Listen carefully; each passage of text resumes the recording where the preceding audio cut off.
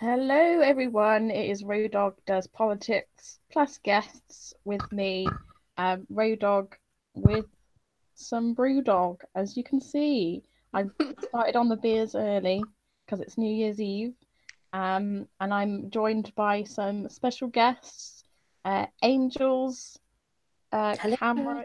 Cameron, Hello. and Will, who is here Hello. with us today to discuss or look back on, as I should say, 2018 as a year in general, reflections on what has happened throughout this year. A lot of it has been sort of quite miserable. I don't think we can deny that. But there have been some highlights. Um, so I thought, why not just do a stream about the year in review. So yeah, let's make a start. I've pulled up quite typically a Guardian article. I know some people want to flag that off. I mean, You middle class liberal middle elite. class liberal. Remain a bastard. You yuppie. Yeah, but I mean, I just wanted to get some ideas of like the most like sort of impactful moments of this year. There's also a video that I want you guys to watch of like I think the 15-year-old girl who went to the climate conference earlier this year and made a speech about um climate change. Yeah, I So watched that. That was really amazing, actually. yeah, she was bang on about pretty much everything. I think her Mm. name's Greta Thunberg from Sweden, I think. Mm-hmm. Yeah. So I'm going to show you guys that a bit later. But for now, let's make a start. And I'm going to share my screen to this Guardian article. If anyone has any other things that they want to contribute that I'm not mentioning, please sort of feel free to contribute if you want to, any point as well, Mm-hmm. um, just to make it more fun. Yeah. Here we go. We will do. Oh, Tom joined. Okay. Hi, Tom. Hello. Hello, hello, hello. Welcome. Um, So, so can I just quickly add, just yes, as you're sharing, how cool is it that there is already a beer called Brewdog, which is yeah, this brilliant? Is it like it's beer, right? it's beer. Yeah, there's loads of BrewDog bars around the Hmm. country, It's but weirdly, I haven't really, or at least I haven't. I probably just haven't clocked. But that's kind of that's kind of cute that you've got I no, BrewDog. did notice that as a big difference going back this Christmas, seeing some old pubs that suddenly become brew dogs in the centre of London. yeah, it's quite nice beer actually. It's sort of like it's craft beer. So yeah, so here is the said Guardian opinion article written by Bridget Delaney. Um, so it's just sort of a general sort of list of looking back. I'm not going to actually read it word for word, but here's a list. So the thing that happened at the beginning of the year, I think, happened in February, with the Stoneman Douglas school shooting. And I think that was really a catalyst for kids, like teenagers, young adults, to really start, well, not start getting involved, but like sort of making their voices heard about what they think about gun control and the whole money and politics issue that they really want to get removed. Because honestly, it's not just to do with the NRA, it's to do with fossil fuel companies, big pharma as well. The oil companies, BP, ExxonMobil, the list goes on, that these politicians are bought off by. So in effect, they don't actually serve the people of America. They serve, their donors, which is, basic corruption. So the teenagers, the victims, the survivors of the Stoneman Douglas shooting in whereabouts was it in America? Is it Florida? I can't remember where it was. Um, Decided to protest en masse and go on to like all the news channels, um, speaking out about gun control. So I'll just briefly read this article. So the two areas where a sense of futility had crept in, gun control in the US and the climate debate, which I'll talk about later, were suddenly given a new jolt of life by teenagers. The kids of Marjorie Stoneman Douglas High School, who survived a gun massacre at their school in February, reignited the gun control debate with a sense of urgency and anger that had been missing. These kids are 100% gutsy. In the midst of their own personal trauma, they demanded a national rethink to America's gun addiction, knowing that they would be labelled crisis actors, have to come up against the powerful National Rifle Association, and have their own personal safety imperiled by conspiracy theorists and gun nuts. Marjorie Stoneman Douglas High School student Emma Gonzalez gave the best political speech of the year, calling BS on previous limp efforts to pass gun control legislation. In 2018, if the penny hadn't dropped already, then it was obvious to young people everywhere that the older generations had failed them royally on so many fronts. Instead of apathy, the kids got angry and organized. So yeah, I think this is like a good, an impactful moment that happened sort of right at the start of 2018, and it just again proved that, I feel like it's not futile, but even when you get a mass rising up of students and young people saying enough is enough, I don't want to be the victim of another shooting, and you've got politicians like Marco Rubio saying no, I have got my own agenda, and if people want me to vote on something, then I'll vote on something. If it means that my profits go up, then it doesn't matter, because I'm sponsored by the NRA and I do what they tell me to do, which is really, really sad. So yeah, what are your guys' thoughts on all this?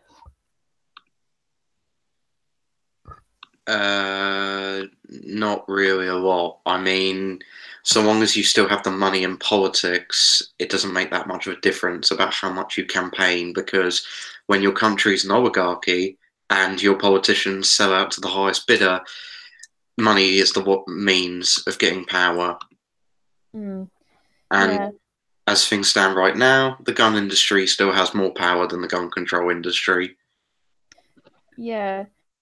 It's hard there because I really respected those teenagers for doing what they did, even if I mean, there's been no legislation done to make like the idea of purchasing weapons or assault rifles. It wasn't made more difficult for people to purchase assault weapons, which means that there's more gun shootings per year. There's about, I don't know, is it 30,000, something like that per year, than there is anywhere else in the world. That's So the aggregate gun deaths. In terms of the deaths by murder, it's about 10,000 a year. yeah, but I mean, as I said, I really respect those kids for doing what they did. And Considering how many guns there are, or how many guns are in America, it's pretty low. The thing that gets all the attention is actually all the school shootings and mass murders. They're actually, properly off the chart. But when it comes to actually normal guns, it's actually quite low, to be quite fair. Considering how many they've got. The problem with gun violence and focusing on the school shootings is you're taking one particular example and hyper focusing on it when that's not the real problem. Most of the gun violence that happens in the US is usually gang warfare and domestic disputes. No, but in the sense that when a mass shooting happens, more people notice it because one, it's children, and two, it's more people. So yeah, but the thing is, I would go with the healthcare system is one of the main issues for the mass shootings, because a lot of these people are actually crazy who've got the guns, and the thing is, if they weren't as crazy, they wouldn't be shooting as many people, or at least in that way. Mass shootings actually an American thing. You don't really get them anywhere else with countries with guns, and everyone's got access to guns. It's just the Americans like to do it on Hollywood scale kind of thing, which is quite scary.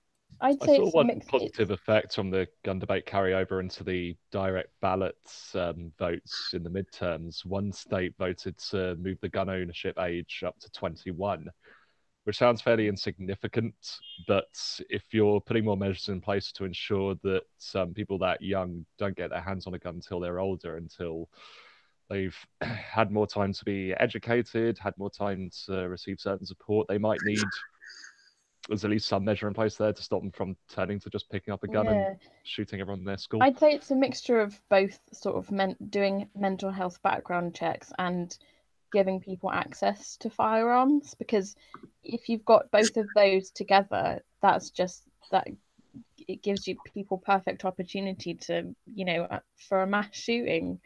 So if you take away the easy access, it's harder for those sorts of people to get a hold of guns and start shooting people left, right, and centre. Yeah, if we're trying to keep things positive again, I think it certainly seems like the way the debate is being framed about mental health, more and more people are beginning to accept that if you do have depression or paranoia or something like that, it's not that you're just crazy. It is that there is you're not being given the services that you need. There's something on the part of the state that is failing you. And I think the debate's being framed more that way. And I think ultimately that's going to help people more. And don't forget, in America, it costs a lot of money. It's not like, I mean, we complain over here, but in the United States, man, if you're broke, good luck getting a doctor. Or at least mental health. They don't even go to the doctors for like small cuts and stuff. It costs them a bomb. From what I remember reading from a Wall Street Journal article back in October of last year, the US has more mass shootings than any other country in the world. Then that's the problem. The mass shootings, it's not the actual just normal shootings, because that would be actually not that bad when you think about how many guns there is. There's 200 million guns in America. In fact, there's probably more than that, because there's more guns than people. But in terms of like the mass shootings, they're top the chart when it comes to that, and that's where all the attention goes. Yeah, I think in terms of ratio, I think it's 8 out of 10 people in America own at least one weapon, which is 88% of the population has. That's almost everybody. Which is scary. Yeah, 88% of American households have access to a firearm. I think gun crimes worse than Mexico and in Honduras, and they've got less guns. So it does depend on how you frame the argument, so to speak. But I mean, it's still bad, no matter how much you look at it. Oh yeah, it's still 100% crazy bad, but it's just I think when it comes down to it, it's just all about money and politics. You could explain to politicians that having guns, like having more guns in the country, and like the ratio of guns in the country to mass shootings, like you could explain that like till the cows come home, and they still won't care if it means that at the end of the day they'll have money from the NRA in their pocket. They'll just ignore that argument altogether, which is what they've been doing for decades. Well, I don't think it's the ratio to guns. I think it's the fact that in the United States, guns is like, it's like us going to shop to IKEA and buying furniture or something. Like they buy guns like it's just a commodity kind of thing, like going to the shop. You know what I mean? To buy a gun. And the problem also with the mass shootings is the caliber of gun that they tend to use isn't like a big machine gun thing. It's not like a pistol shooter. It happens to be an assault rifle of some kind, modified. And I think that's the problem. It's like anybody can go and buy one at Walmart. Do you know what I mean? It's like that's a bit strange. Not even that. You can contact someone on Craigslist and just meet them in a car park. Well, I'm going out to shoot some deer. It's like you don't shoot deer with an assault rifle. Sorry. Given the States. Oh yeah, you do. But I don't care about level playing field. But what I will say is the one thing we're all ignoring is, what about my freedom to possess a nuclear weapon? Well, there's not would you nuke them, Tom? The Second Would you nuke millions of people to make a point, Tom? Because if you don't, then you're a traitor. Well, unlike Corbyn, I'd actually press the red button. Hey. Yeah. Oh dear. No, you can buy tanks legally in the United States if you can afford one. Oh, I mean, they don't actually say, oh no, you can't buy this stuff. It's just, do you have enough money? You could buy a warplane if you could afford it. In 40 states in the United States, you can buy a flamethrower if you have the money. And a tank. Wow. Just let that sink in. A tank. Well, I think the thing is, though, you can easily make a flamethrower at home. Yeah, but Why military not? grade flamethrowers are a hell of a lot more effective than spray can and a lighter. Right. So with that, unless anyone has got anything else they want to add about the Stoneman shooting or just gun violence in general in America? Well, I think it was good to see the kids doing it, like you said. I think it did raise more awareness. They might not have got stuff done because the NRA totally own that place when it comes to Congress. But when it comes to like these kids are going to vote, and millions of them will eventually, and they'll be voting hopefully for people who are for. I wouldn't say getting rid of guns, but at least gun laws that make sense a bit more, Yeah. and healthcare systems that would help. I remember there was sort of just after the shooting happened, there were several kids that stood out. Emma Gonzalez, who I just mentioned, and also another victim. I think his name was Cameron something. The lad. He stood on a stage with Marco Rubio and just Mm-hmm. directly asked to his face, "Are you gonna please tell me not gonna take any more corporate money from the NRA?" Like just kept on to his face, like, "Will you stop taking corporate PAC money? Will you stop taking corporate PAC money?" He was like, "Well, that's my agenda. If people want me to spend money then on their agenda, then I will. If I agree with it, then I'll keep Wasn't that David Hogg who said that? Was it? Oh, yes. It probably Quite was. possibly, yeah. Yeah, but that was good. I mean, the politicians are bought and paid for, and that's the sad thing. It's like even like you couldn't even say to the kid and be decent and say, "Listen, I need to get paid. I'm sorry, but I still need to get paid." Yeah. You know, instead of just being honest. That's what it's going to take on the part of the voters. Tom was saying this the other night on our off-air hangouts that never mind just voting, it takes actually following these representatives in their everyday lives and making it a living hell to actually force them to change it. Like when Sarah Huckabee Sanders got kicked out of a restaurant over separating families at the border. Well, the one thing I would say about the separating families thing is, and this should have been applied to guns as well, is if kids don't eat in peace, then you don't eat in peace was one of the chants. And I think that much like the whole no taxation without representation chant, I think that should become a chant for American gun control advocates, because it is mainly kids that get affected by these sorts of things. Yeah, I mean, politicians have like played a massive role. Like they've just a just negative entity in just destroying the planet as a whole. I seen a great stat on Twitter. It's kind of related to this because I was talking about the healthcare issue. America's 5% of the world's population takes 75% of the world's prescription drugs. That's all you need to know. That country is popping pills left, right, and center, and go to therapists and all that stuff because they're taking pills. Like most of the kids that go around shooting are medicated up to the eyeballs. That's the problem. Yeah. Okie doke. So I'm going to move on and briefly talk about something else that happened earlier on in this year, and that is Ireland repealing the Eighth Amendment on 25th of May. So let me just screen share again quickly. La, la, la.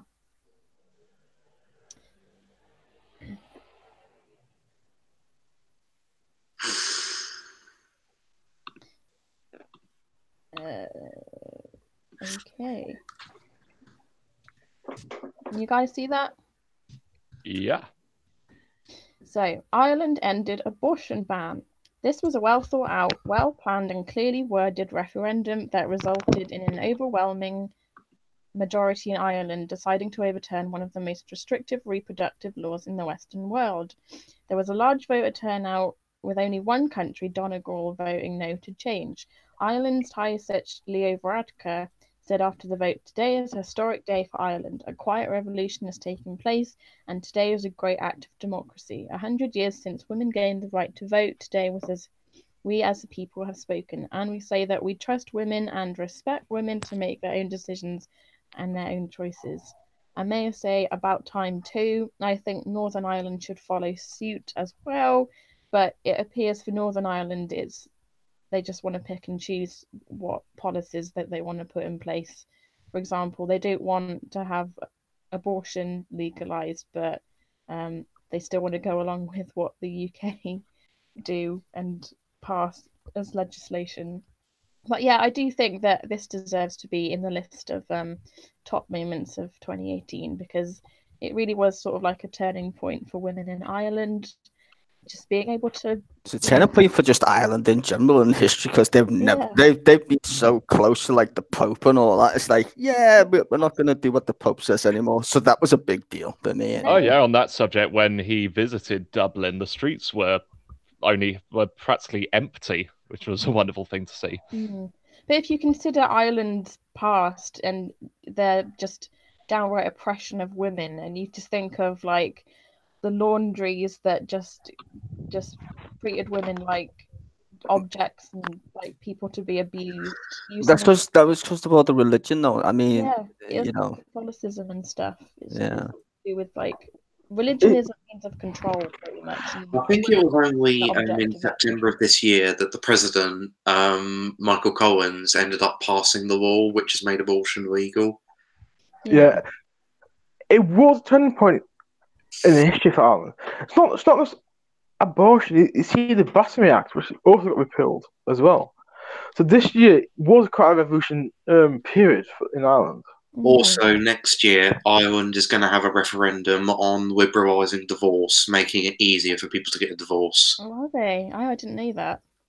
But yeah, this story was quite a positive one, considering that 2018 has been generally quite shit.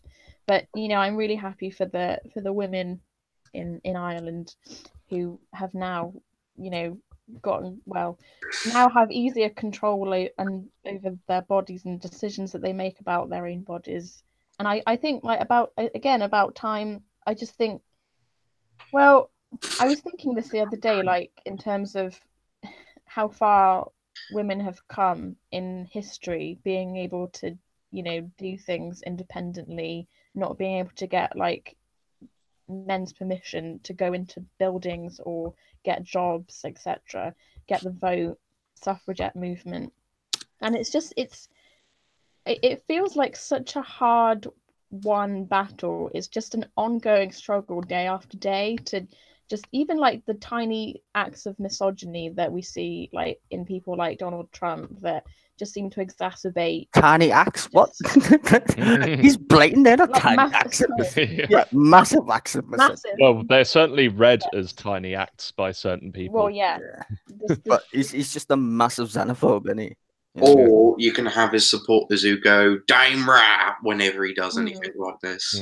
But I mean, what I mean is that this shouldn't be like a massive celebration, even though it is. Yeah, we shouldn't have to be. It should be normal. You shouldn't have to celebrate the fact that women have the right to decide what they can and can't do with their own bodies. It's just like gay rights. It's like the control over the plebs has been, it's been there since the Dark Ages. You know what I mean? Like, we have to control the plebs if they get out of hand. So we tell them how to live, what to drink, where to go shopping. It's all like mind control stuff. And like you say, we shouldn't have to ask permission to be humans. But we live in a society where people at the top, decide, our fate somewhat. Yeah. There's a great book about that that's been all the rage this year amongst leftist circles, Caliban and the Witch by Silvia Federici. Oh, wow. Which is about how the witch hunts during primitive accumulation as medieval Europe transitioned from feudalism to capitalism. The witch hunts weren't just crazy superstitions. It was a way of purposefully breaking class solidarity. Yeah. Because in a lot of the peasants' revolts beforehand, women played a major part in overthrowing landlords and situations like that. Well, we used to have a queen once upon a time, Boadicea. Just going back to pagan times. Badass. She's the queen we all deserve. Yeah, she'd be doing a lot better than Theresa bloody May. Okay, so let's move on to another positive story. The Thai cave rescue that happened in the summer, I think it was. The feel-good story of the year united all of us in hope, then joy at the rescue of 12 young soccer players and their coach. It also came at a time of unrelenting bleakness in the news cycle, seeing global efforts to rescue the boys. Made me think maybe we're not totally doomed as a species. No, we are. That's the lady writing this article. Sorry. Come on now, this is a positive spin. A probably- positive stream. Probably a Tory. Stay positive, damn it. A few honourable mentions for game changers. Oh, she sort of makes a pop cultural list of. She includes Ariana Grande on this list, but I'm not quite sure why. Oh, that's because of this. She was made an honorary dame and turned it Yes, down, didn't she? I heard about that. Yeah, Don't know why I didn't read the rest of it, but she just turned it down. So. Okay. I think she said, "Oh, it's too soon to be celebrating my acts of kindness or whatever during a horrible traumatic time for people." Something like that. But yeah, the Tive Cave rescue, I feel like this was another sort of positive rolling news story that went on in the. From what I remember about this news story, you had Elon Musk, who basically was a massive twat during the whole thing. Didn't he call one of the divers like a pedo or something? And he's getting sued for it. Yeah. Insulted that nobody asked for his help in rescuing these children, so he accused one of the people. Yeah. Oh God! Like it's because no one's like. It's like I've got a submarine. It's like all the divers are already dead. He's like, I've got a submarine, you know. And it's like, yeah, we don't need your submarine. We've got divers. I'm surprised he can fit his head in one of those Tesla cars. Yeah. It was like it's very suspenseful. I didn't know how long it went on for, but like it was just like, oh, what's happening today? Oh my God, the water levels are rising and the divers are going in and one of them's died. Oh my goodness, when are they going to get out? And like here are all the equipment that they need to use, and they're going to need to get like trained and taught into like deep sea diving and use these gas cylinders, and it's like what? It's crazy, but yeah, it was really. That was a happy story for the year. It was quite uplifting. Also, the World Cup as well. I thought that brought the country together. That was good because not everyone expected us to be shite, and we wasn't. And then the very pleasant surprise. Yeah, we was shite. We won on penalties for the first time ever. Ever, yeah. Jesus Lord. I mean, I'm glad that the World Cup didn't turn into what I was fearful it was going to turn into, which was basically a bunch of FLA members going around and being like, yeah, this is where we're going to twat some people now. It's like, oh, God. Thankfully, I have a Brazilian friend who, by the time it got to the semis, she said, oh, it's boring now. It's practically a Euro tournament. And I said, that's easy for you to say. My team hasn't been in the semis since 1990. Yeah, 1990 was the last time we made it to the semi-final. Easy for a Brazilian to say everything's boring now. Yeah, but also like I think everyone got really into Gareth Southgate wearing a waistcoat as well. I think that was sort of like a thing people jumped on. I actually thought he did quite. I think he's done well. He's got the kids playing, and they are kids, most of them. And they're not all as like, because when I used to grow up watching England, they all hated each other. They literally did. Like Chelsea players, Manchester United players, they all just hated each other anyway. So that's why they were always shit as a football team. Yeah, I mean, I remember like, didn't we lose to Iceland in like the Euro? Oh yeah, that was just comical. Wow. Yeah. Like, that was kind of funny because that took place shortly after we voted to leave the European Union, and then Iceland knocks us out of the Euros. Everyone took the piss. Saying that though, we did have Roy Hodgson as our bloody manager, so that's not a surprise. Oh, trust me, I know that he used to be Liverpool manager, and he was shit then, and he's still shit now. And he got kicked out almost straight away because we lost. It'll be interesting to see what our performance in the Euros are like after the World Cup. We did pretty well in that mad competition thing, didn't we? Whatever it was, I don't know what it was. The World League or some shit kept happening every other week. I think, I think we beat Spain or something. Yeah, we actually qualified for it. Amazingly. Don't know what it was for. Yeah, so I think that was a feel good event of the summer. I really enjoyed watching all the videos of each time England scored a goal, everyone's beers just went flying. Oh yeah, I saw that.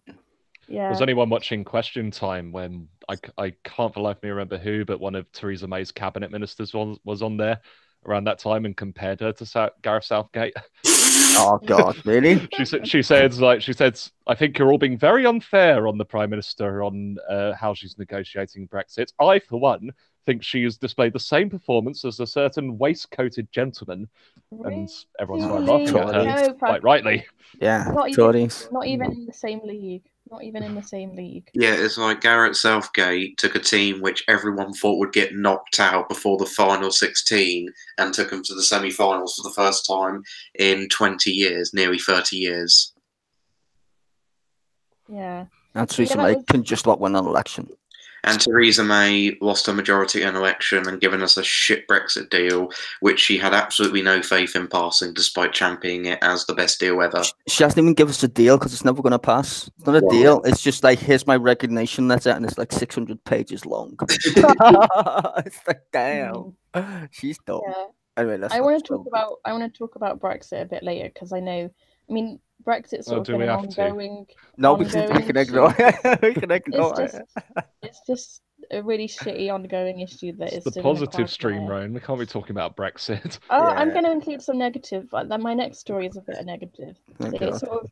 it's It's sort of related to like the Tory. It's an extension of the sort of Irish subject we were just talking about, but in America, it is the hearing of Christine Blasey Ford in America. and the Oh, Brett Brett Kavanaugh Kavanaugh. Oh, that was just hearing bonkers, that wasn't that it? happened this year. That Well, was a fucking spectacle. That What?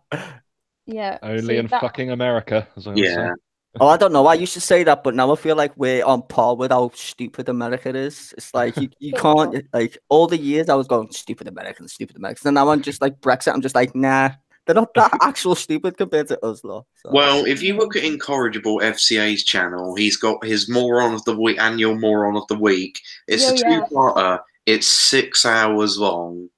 Yeah, I love those videos. He really like managed just to like point out, look at these idiots on LBC talking about, you know, their own like self-righteous nationalistic opinions. I'll never get over the one guy who said on LBC one time, you know what we should. He basically looked at Rodrigo Duterte's Philippines, and Rodrigo Duterte is doing a mass killing of drug dealers and drug users in that country. And he said, you know what Duterte is doing in the Philippines? We should do that in this country with the homeless people. And I thought, great. Just shoot them. Yeah. Let's not forget good old George from Hornchurch. Oh, yeah, Mr. I'm a racist. I don't like blacks and Asians. That fucking idiot. There was a guy yesterday when Tom Watson was on LBC hosting it, and he spoke to a guy who was just like, oh yeah, we should just let all the migrants drown in the channel because if that solves the problem, then let it be. Honestly, just like okay. if you want to just like be triggered, if you're that way inclined, just read the side chat on LBC. Oh fuck me! It's like I just try and sit there and see how long I get like it before I'm triggered. Yeah, if you can't believe the kind of people who get past the call screeners, the ones who don't. It's crazy. It's like a BIP KKK rally mixed with like. I'm sure one of the comments that I read on there, and it was written out by James O'Brien. It said, "James, get down to the nitty gritty. Mass immigration has brought this country down into the gutter. We need to deport all the Islamic garbage that Blair and Straw let in." And it's like, Christ almighty. It's just people just get encouraged to keep looking down instead of looking upwards. It's like, who's doing this to you? Oh, it's those damn immigrants taking my job. They should just all drown in the sea. It's like, no. Look at the government. Look at their policies. Look at what they've been doing to you for the past 10 years. And then a 70-year-old man, this is another idiot, went and commented, and he said something along the lines of, "Good day, Mr. O'Brien. I'm nearly 70. They brought more and more blacks into this country until we're at breaking point with these bloody awful people. Of course, you'll get neo-Nazis and God knows who else who want to correct this injustice. Black immigrants have brought this country down into the gutter, and then most of them are involved in crime, and they should be living in their own countries and not here." Oh, Britain is their country because you know why? Because Britain took over their fucking country. That's why. Yeah. Fuck's sake, didn't have much of a fucking choice, did they? What was it Alex said on the Sunday stream yesterday? Britain during the Empire. This is our country now. Fuck off. Also, Yeah. Britain. We're too full. Fuck off. Yeah. Also, if you keep doing arms deals with other countries and those countries basically bomb the shit out of the Middle Eastern countries, and then you just get a bunch of Middle Eastern refugees come to your I country. mean, What do you expect? Story of British foreign policy post First World War. Exactly. But what the fuck do you expect? You bomb their country, and then you're like, oh my god, they're coming over and in droves. It's an invasion. You know what? Like, You know what? yeah. Like, you know what freaks me out the most is like people think that this is new. That's what freaks me out. It's like people think, oh, Britain is turned into some basket case far right country. I'm like, where have you been living for the past like 30 fucking years? Because I know I've always known it to be a racist fucking country. The news, like, maybe it's because I'm fucking not white. You know what I mean? In the past couple of days, like, this immigration issue has like been turned into some sort of emergency. Oh no! 4 boats invasion. Yeah, like Saturday. Where's Lauren Southern with her flares? Get Sajid Lauren Javid Southern was down called to back from Dover and holiday. shoot the boats with flares. Yeah. Like Sajid Javid was called back from his holiday in South Africa to deal with this like so-called emergency immigration. Like, oh my goodness, there's been like 200 immigrants come like in the past, like since November. Like, that's not a news story. That's been happening for years. It's like, oh, there's too many. Like, no. Well, you know how the British press works. As soon as somebody who's slightly tan shows up on our shores, it's an invasion. Yeah. Nah, man, it's not. It's Britain has got the weirdest like culture ever, and I like it's probably in me somewhere deep down, but it's like this because we've been taught about our history. We live on an island. I think people who live on islands have island mentalities because it doesn't matter what color you are. Because the Irish weren't black and they were treated like shit when they came over here. Like if you look at the EU migrant shit, a lot of them migrants who came here weren't black. They were Polish, white guys, white people. And they got like, oh, it's the EU. It's like, if you come from anywhere, it's like, get off our fucking island. You know what I mean? Like, this is our space. Yeah, get off. You know, it's only this big. We can't cram us all in. So I think it's like that mixed with also xenophobia, clearly. And racist. But I think there's a slight island mentality to it. It is. Yeah, it is. I mean, I'm conflicted about the issue about immigration, and I'll probably do a video about it at some point next year. I think there are ways, like, well, if you're for controlled immigration, which we had anyway. I mean, if you think about it, it's like you can, if you have like a box, right, or a lift even, and like you let a certain people into the box or the lift, there's going to be a point where the lift will contain too many people and the lift will break. So you have to think about it sort of like in terms of infrastructure and how many people, you know, can literally fit onto one island, how many people you can look after until like something. Yeah, it doesn't help if the conductor's like pissed, AFK, doesn't care. The mechanic's got the sack and it's not allowed to work. You know, because that's our country. It's basically a lift in a broken down office building where the janitor's like the only person with a job and he's on like 0 hours.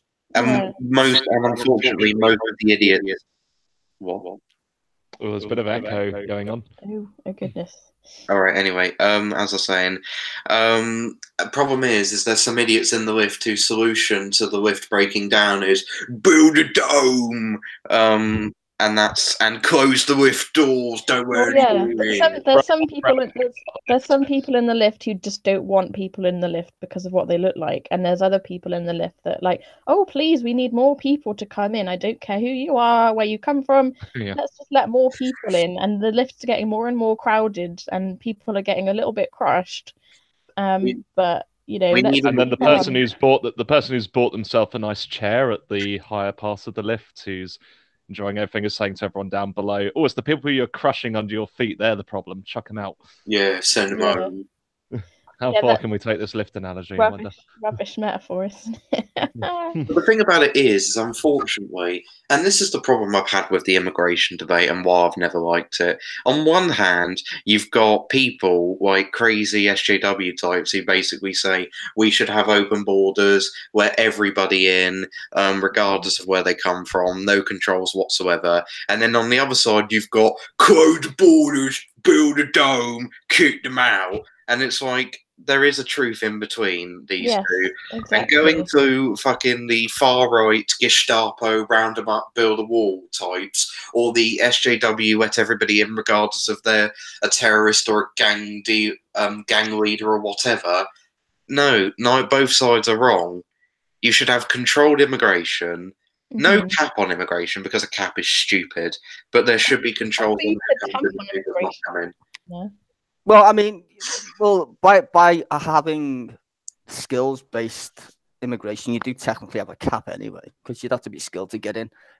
But in terms of, I agree with Tom on this point, is that the problem with migration is that if the country's not building the infrastructure and you get people that come into the country, a lot of the immigration hate is where immigrants don't actually even live, which is the funny part. Because the places like, is it like Southampton or somewhere crazy, that voted to leave the most didn't even get any immigrants. Their problem was they just feel that the country's going to a shit in a handbasket because it is, and their only outlet of, well, what's the reason for it is, well, it's the EU's fault. Now let's just remember, we've been in the EU for like 40 odd years. Our standard of living has gone down since the Tories got back in power. That's all you need to know. Yeah. It's not so much that of the EU. I bet no one would be even talking about this shit if Labour had won the election before that, the Gordon Brownie type ones. We didn't have fucking pan-faced Cameron and all that shit. We wouldn't even have Brexit. We wouldn't be having these discussions, and probably we wouldn't be as all poor as we are today, basically, because the Tories are known to fuck up the economy. Thatcher done it, for fuck's sake, because they think the market is the master of everything, and fuck everybody else. The market will deal with it. Piss on my shoe and tell me it's raining philosophy. And all hail the saint of market, the deliverer This of good. very free market neoliberalism. I think that's All the hail. sort of main issue that's been dominating politics for like decades and decades. It's just like people, money, profit before welfare and people. And I think that's what's been grinding societies down. We live in a country where somebody's right to maintain property supersedes someone else's right to shelter. Yeah, basically. Yeah. And they don't even live in it. Like, fucking irony in that. It's like there's loads of empty houses. And I mean, there's loads where I live, just like empty, just left to just stand there because they've sold it to somebody. And the property developer's like, we'll just wait. And they've literally been there for like 10 years. I can just go down the street and there's fuck tons of houses with just boards on them. Entire streets. Like, I'm literally streets full. You could fit all the homeless people in Liverpool in just one fucking street. I'm not kidding with you. There's just that many houses. And I'm like, why don't they just either knock them down and build them instead of just letting them rot there for 10 years? Well, this is why, I mean, to give you an idea of this being true, the fact that we put profit before people, look at the right-wing libertarian reaction to John McDonnell with his share prices, or Jeremy Corbyn wanting to put the Grenfell Tower victims in houses that are completely unoccupied. Mass outrage. It's like, it would be like you told them, I'm going to kill your mother. That's their reaction to it. It's an absurd reaction because, oh no, God forbid, we actually help people rather than just worship the market and subscribe to this Gordon Gekko greed is good philosophy. Yeah, true that. Anyway, we've sort of gone off topic slightly. I was going to talk about the Kavanaugh hearings, so I'll get back to that. So I'll just read a He small likes chunk beer. of this. I don't know if you knew that, but beer. he really likes beer. Well, there is an I account. like beer. There is an account out there which is supportive of Brett Kavanaugh called the Fatherland # Free Tommy # Buy Brett Kavanaugh a beer. So yes. So you can anyway, see the double standards in this trial, in that most of Kavanaugh's defense was, again, I like beer. We all drank beer. And I had yet, one beer. when somebody comes forward with accusations of sexual assaults, the instant question is, well, how much did you have to drink? Or Yeah. or were you in the same room as that guy? You know, he gets a bit handsy when he's had a bit much to drink. Anyway, Boys I'll will read, be boys. I'll read a few 3 They paragraphs. literally in use that this. word. He gets a bit handsy, so you know, Oh my your God. fault for going near him. The hashtag #MeToo movement reached its apotheosis around the testimony of Christine Blasey Ford at Brett Kavanaugh's hearing. A semicircle of grim men judged the perfect victim to be a liar. She is now in hiding. He is a Supreme Court justice. They endorsed a hysterical man who will never vote to impeach the president and will be key in taking away the rights of women. Consent strikes me as the issue of the year. Monica Lewinsky retold her story in a way that should make every Clinton advocate feel ashamed. What happened to her, she said, rightly and simply, was a gross abuse of power, from the everyday microaggressions to the wide-scale rape and torture we see globally, from Myanmar to the Congo. The idea that gender is merely a construct seems a shockingly privileged way to think. The trans wars rumble on. Instead of seeing rights as competing, we are now told sex is a spectrum. Science is being ignored as a conspiracy against reality. Trans people should live as they like, but the issue here is male violence. I hope in 2019 we can ally and not split further. Okay, that's a little slur against trans people, isn't it? Sort of. Fuck. But yeah, I mean, I find it hilarious when people say, "Can't we all just come together?" But at the same time, saying trans women aren't women. Sorry. yeah, but or I think when you've got boo Labour types who go, "Workers of the world unite," but if you're unless you're a trans woman, no, it's not that. It's like workers of the world unite. Oh, you're from Romania? Get the fuck out! But I think my opinion on this, I think this really struck a chord with a lot of people, especially women, in that as they were watching this sort of fold out or unfold rather, it sort of said to a lot of people like, well, you know, you can come forward and you can, you know, testify against this person who apparently raped you and, you know, sexually assaulted you and harassed you, and yet you'll still not be believed, and that person will still get to, you know, one of the highest positions of office, or I think the whole thing was just a big giant clusterfuck. It just was. It was like just even having a hearing on even the fact that happened. The guy's supposed to be running for like one of the highest office, in fact, the highest office kind of in the land when it comes to like Supreme Court judges. Yeah.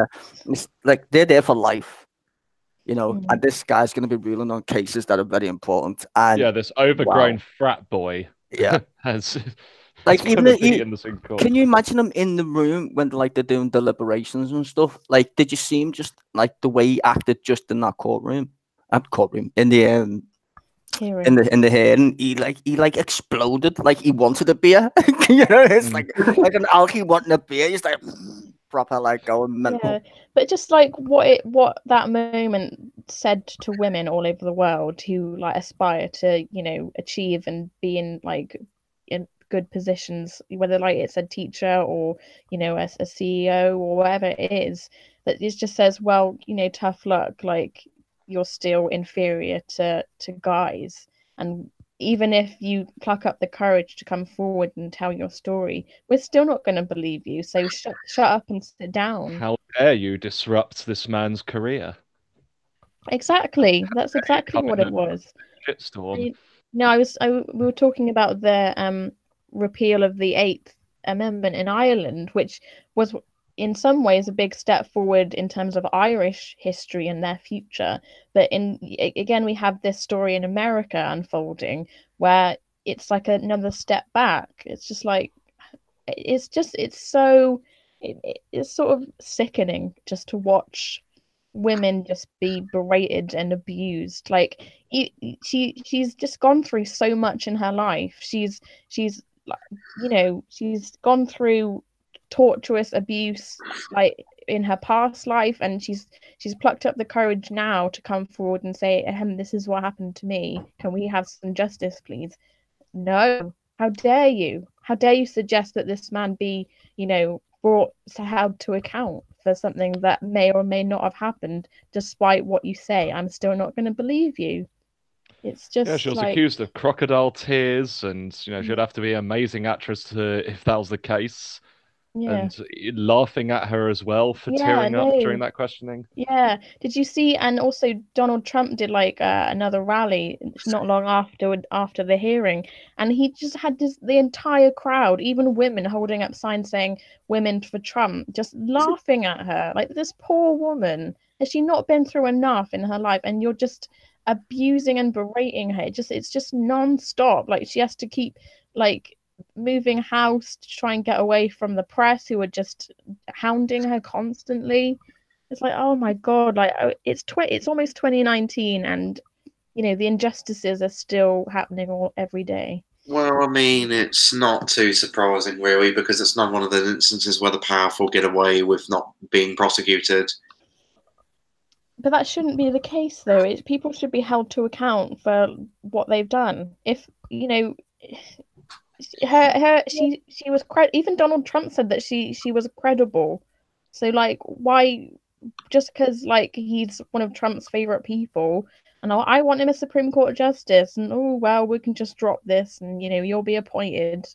Like, Jesus, what is that saying to women? It's just such a huge step back. And I feel like this is what 2018 has been. It's been like one step forward, two steps back in many ways.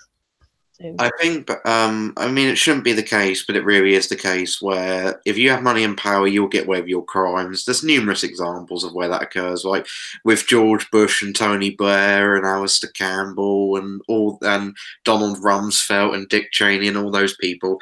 They should have been locked up in prison for what they did in Iraq, but they never will be because they've got the money and the power to keep them out. I've got a lot of American friends who weren't hiding the fact that they were just downright elated by George W. Bush's death. And then they said straight after, okay, now we're just waiting for Henry Kissinger. How has this man not suffered yet? Oh, that's Henry another Kissinger guy who above won't. all, yeah. Oh, that's another guy who will never suffer. The man who's responsible for millions of deaths, even though in like Cambodia and Laos and South America, and yet he walked free, and he will never be punished for what he did. Yeah. But yeah, it's just, I feel like we are making progress, but I just feel like it's too slow. So it's kind of sad. Sorry. This is kind of irrelevant now, but I meant H.W. Bush, not W. Bush. George H.W. Bush, yeah. Just a small little bit of the comments on, because a couple of people have responded to the story. Yeah, I'm not really sorry, people in the comments. I'm not really paying attention to you. I'll just read out. You bunch of plebs. Get a job. Get out of our country. I'll just read. We'll only read through it once because we need to get through all these stories. There's a lot to talk about. We're all shafted. I'm going to enjoy saying that name forever. I can't believe you're buying the lies. Vohan says you need evidence for your claims. And then We're All Shafted goes, there's no evidence for what Kavanaugh did what he did. James goes, to be honest, or to be fair, innocent until proven guilty with Kavanaugh. We're All Shafted. Next 3 comments from him say, just her word, and her word shouldn't be evidence, not concrete anyway. Road Dog does live in her own little world. There you go, dumb. I live in reality, if that counts as my own little world. But like, that's just that you could transfer that to almost any rape case. If it happened like 10 years ago and someone just plucked up the courage to come forward and say, yes, this happened to me, and the reason why I didn't, it's like the were Jimmy Savile's accusers all lying, yeah, or all the people who come out lying? against the Catholic Church Like, lying? oh, they're all lying because it happened 20 years ago, so there's no evidence, so it didn't happen. Is that what you're trying to say? And even if all of that argument falls apart, again, just look at what kind of man Brett Kavanaugh presents himself as. He's an overgrown frat boy. Is that really somebody you want on the Supreme Court of the United States? What if you're a Republican? Yeah. Yeah, I haven't really been looking at the comments, so I apologize to you. But yeah, that was another impactful news story of this year.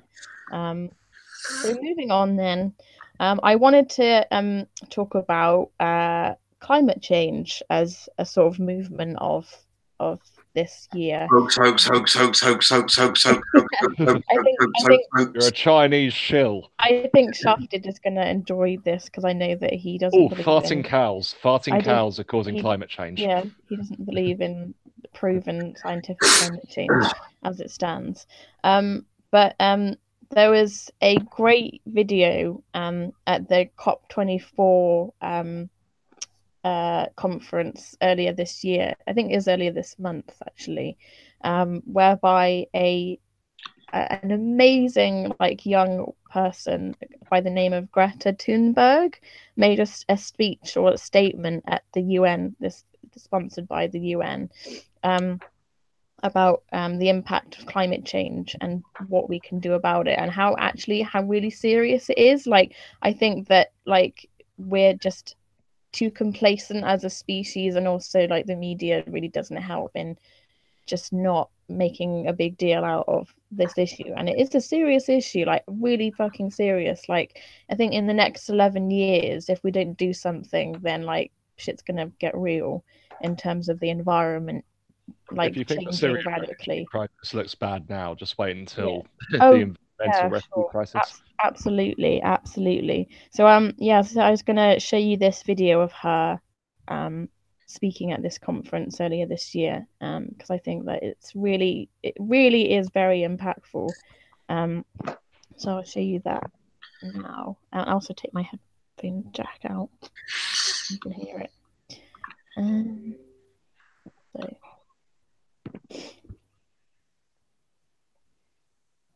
Oops. Greta Thunberg, the second speaker on behalf of environmental non-governmental organization, for a statement of 1 minute. Ms. Thunberg, you have the floor.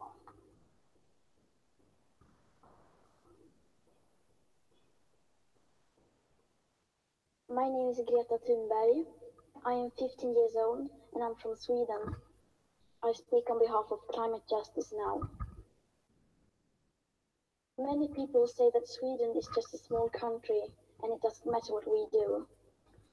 But I've learned that you are never too small to make a difference. And if a few children can get headlines all over the world just by not going to school, then imagine what we could all do together if we really wanted to. But to do that, we have to speak clearly, no matter how uncomfortable that may be. You only speak of green, eternal economic growth because you are too scared of being unpopular. You only talk about moving forward with the same bad ideas that got us into this mess, even when the only sensible thing to do is pull the emergency brake. You are not mature enough to tell it like it is. Even that burden you leave to us children. But I don't care about being popular. I care about climate justice and a living planet. Our civilization is being sacrificed for the opportunity of a very small number of people to continue making enormous amounts of money. Our biosphere is being sacrificed so that rich people in countries like mine can live in luxury. It is the sufferings of the many which pay for the luxuries of the few. The year 2078, I will celebrate my 75th birthday. If I have children, maybe they will spend that day with me. Maybe they will ask me about you. Maybe they will ask why you didn't do anything while there still was time to act. You say you love your children above all else, and yet you're stealing their future in front of their very eyes. Until you start focusing on what needs to be done, rather than what is politically possible, there is no hope. We cannot solve a crisis without treating it as a crisis. We need to keep the fossil fuels in the ground, and we need to focus on equity. And if solutions within this system are so impossible to find, then maybe we should change the system itself. We have not come here to beg world leaders to care. You have ignored us in the past and you will ignore us again. We have run out of excuses and we are running out of time. We have come here to let you know that change is coming, whether you like it or not. The real power belongs to the people. Thank you.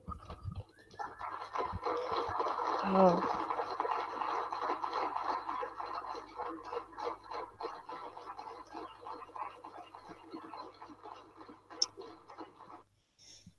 Okay. That's amazing, isn't it? Just what she said, like just so powerful. I Did you want guys a check from George Soros.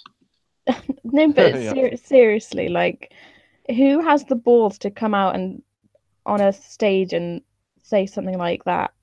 Like every word of what she said was 100% true. So Considering like, that billionaire entrepreneurs like the Koch brothers themselves have done research into climate change and then kept it hidden because it's a complete inconvenience to them. For a 15-year-old to take us to the stage and call them out. everybody within the fossil fuel industry out on their just greed and ongoing selfishness. Like, but like I think also something to take note of is the reaction from the crowd at the end of her speech. I mean, if I had been watching that like in the auditorium, I'd have given that a standing ovation. But like the people watching, all they did was just sort of like politely clap It was and just day sort to of like, day oh for yeah, them. yeah, like yeah, It's a well bit I'm of a sure PR that's thing for them, make very them look good and all of that. yeah. But I mean, it just shows again like the seriousness of the situation that we as a planet find ourselves in. Like if we don't do something now, then there's pretty much no hope. And because of your selfishness and the endless desire to get more money from the fossil fuel industry and keep digging up all this noxious, poisonous, toxic material, like if that's not going to stop, then we're done for as a species. Like I'm not even exaggerating. So I think again you can include David Attenborough in this. He's done some amazing documentaries of Planet Earth 2 and Blue Planet, and more recently Dynasties, which was on sort of just before Christmas, just highlighting like the damage that humans do to the earth. And it's just like it's so revealing about what is happening to the planet, and we need to do something about it. So I think we can definitely include climate change in sort of the most sort of meaningful, impactful things of this year. I mean, also you've got the UN climate report that was issued sort of mid-year about how much time we have left, and I did a stream about that as well on my channel. So if you have not watched that yet, please check it out. I'm just going to pop to the bathroom, so please amuse yourselves in the meantime. It was funny yesterday on the Sunday stream when the debate came up about the price increase on plastic bags, and the whole thing felt quite redundant considering how much plastic there already is in the sea. And as you pointed out many times before, Tom, that there is scientific research into a form of algae that eats plastic. It just makes you realise measures that at least the British government's bringing in don't even cover the surface of the radical changes that could be made towards this. Well, yeah, that's pretty much the case of it, I'd say. Here's the problem. Everything on the planet came from the planet, right? So it's not a matter of what we're doing to said planet. It's what we're doing to the very fact the thing that we live on is made in such a way that it sustains our existence. You tinker with that too fucking much, bye-bye humans, bye-bye life. It's just a fact. So we, in our arrogance, think, oh, we can just fuck with the planet because it's so big. Yeah. Can I just build on that point, Sty? Yeah, go on. Hello, champ, by the way. Hope you have a good Happy New Year, everybody! It's 20 to 1 in the morning, so yeah, it's Happy New it's Year the to New you. Year. Yeah, it's absolutely the New Year. Let me just build on that point. So there are certain laws, right, within the planet. There are natural laws, such as you can talk about, you know, the ecosystem, and Mother Nature has its own laws, right? And there are laws that are I wouldn't say man-made, but person-made. So, like the economy, the idea of capitalism and trade, and you know, people live and die on these laws, but these are man-made laws, right? Whereas what we're doing is we're sacrificing the natural laws of Mother Nature for the man-made laws of capitalism. You know, essentially, we're killing the earth for the sake of making money, which essentially is fuck. It means nothing. You know, once you've fished every fish, once you've cut down every tree, once you've killed every beast, you then realize that you can't eat money. You know, that's the thing, and I think that is kind of something you were alluding to there, Sty. It's voluntary suicide. Indeed, basically. indeed. I mean, Indeed, we are basically saying, hey, we read this book about the dinosaurs. They didn't have a choice because something came out the sky, apparently, and wiped them out. We are literally going to go extinct faster than the dinosaurs did, and we're doing it voluntarily. That is the most batshit crazy thing that alarms me. Exactly right. It is fucking crazy. It's not like anyone's forced us to kill the planet. We're literally going, fuck it, who cares? Let's go and jump off a fucking bridge. Yeah, it's just filling bankers with their deep pockets. That's it. It is. Hi, Chamsky, by the way. Nice to. Happy New Year to you. It's Happy 2019. I'm literally coming from the future Oh, and nice. visiting you. Well, it's like 3:45 in the afternoon in the UK, so yeah. still some time It's to go. 20 1:45 in the morning here. So yeah, I'm from 2019, and I'm here to tell you about your future. I'm the ghost of futures past. Anyway, and I'm telling you, leave it in the ground, mate. Leave it in the fucking ground. Yeah. Go back. We made a mistake. Everyone turn around now. I think, I mean, a lot of this like stuff, like I'm gonna try and be honest. Like it's to do with rich guys, like the male of the species, just absolutely intent on like damaging the entire planet to the detriment of every other living thing. You're just begging the side chat to explode, Rowan. To be absolutely sexist, I think you're absolutely right. I mean, it's only men that are that greedy that would literally rape the earth. I mean, if you want to count for everything, if you want to count Thatcher in that bunch, then I would count Thatcher, Rudd, and probably May in the same. I think they're pretty fucking regressive as well. To be fair, in the balance of history, it is right to say men, because men have always had power. Absolutely. It's not sexist about that. It's just a fact. If you don't like it, shut up. It is. Absolutely. It's like when Jeremy Corbyn called Theresa May a stupid woman, like, "Oh, you misogynistic." But she is a woman, and she's fucking stupid. She's definitely fucking stupid. I was saying, it's like, why is that a bad thing? It's like, it's a description. How else are you supposed to use English language to describe someone as stupid? It's just supposed to just say stupid. Like, that doesn't help, does it? It's like, what? Who's stupid? What's stupid? Like, oh, she's stupid. She's a stupid woman. Yeah. Well, if you call someone stupid because they're a woman, then that's probably a bit more misogynistic. But because she said something that was stupid, and with the fact that she's a woman, it shouldn't need to have an argument. Like, that's a fact. You could have called her a stupid bitch. It still would have been the same fucking thing. Yeah. True. Now here's the thing, right? Is that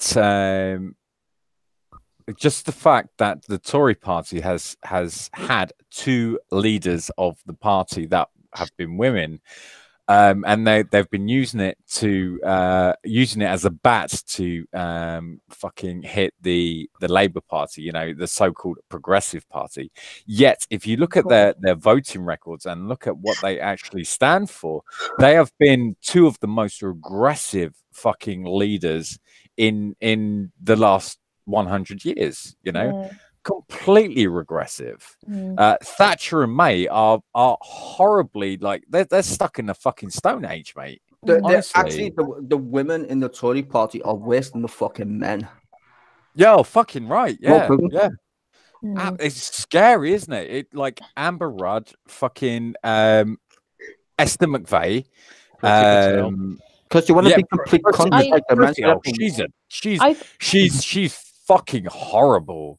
She's a nasty poison person. I feel like the women in the Conservative Party are trying to live up to a male agenda.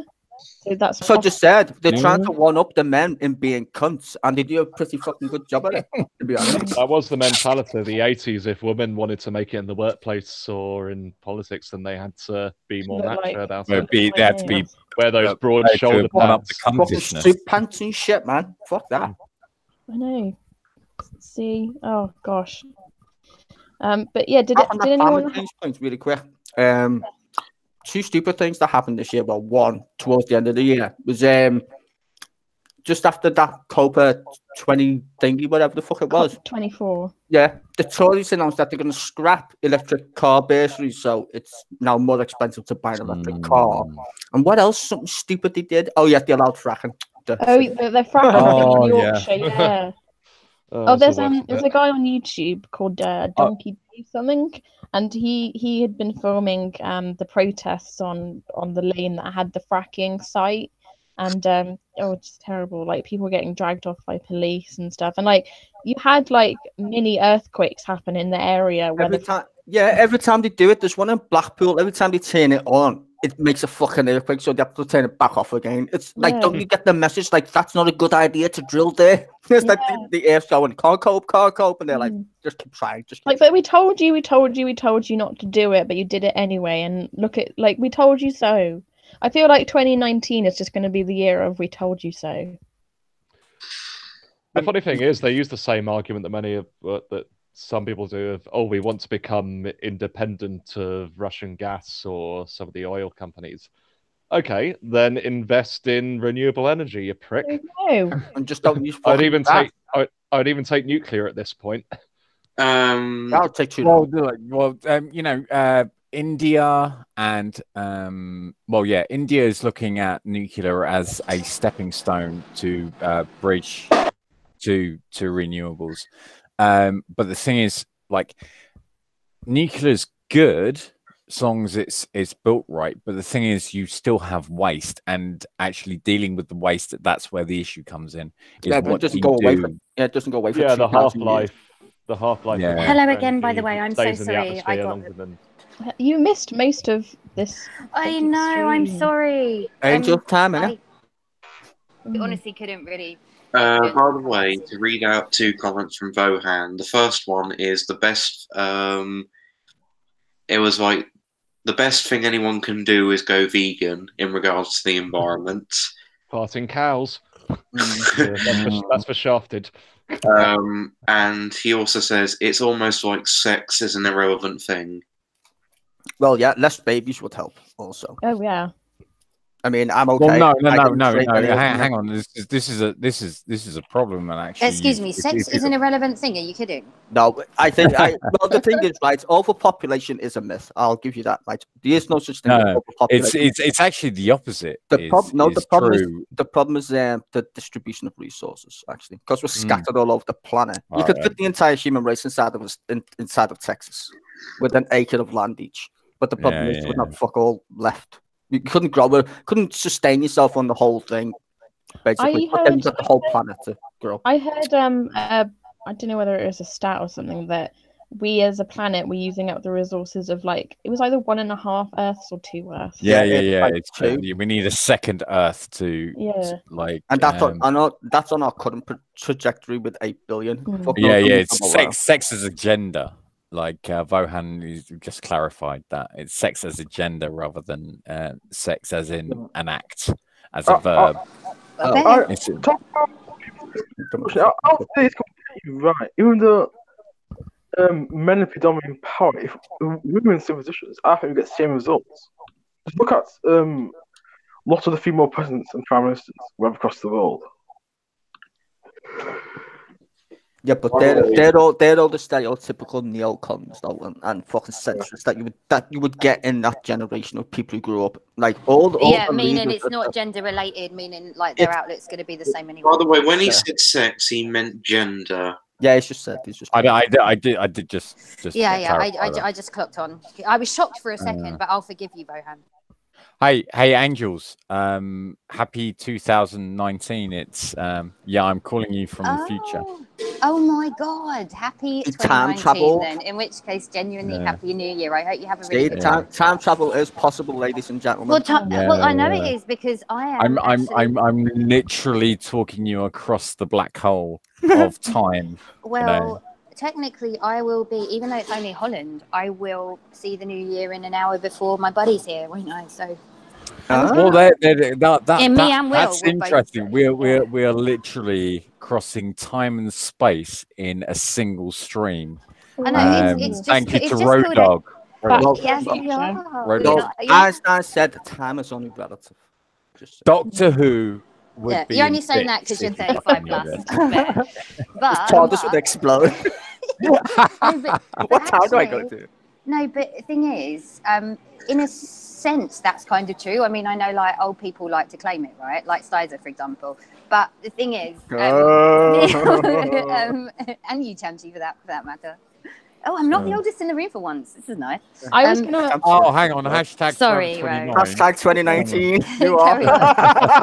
I was gonna go through the panel and ask people like what was their standout moment of 2018 because I haven't asked anyone yet. Ooh. Standout of 20. That's a hard one.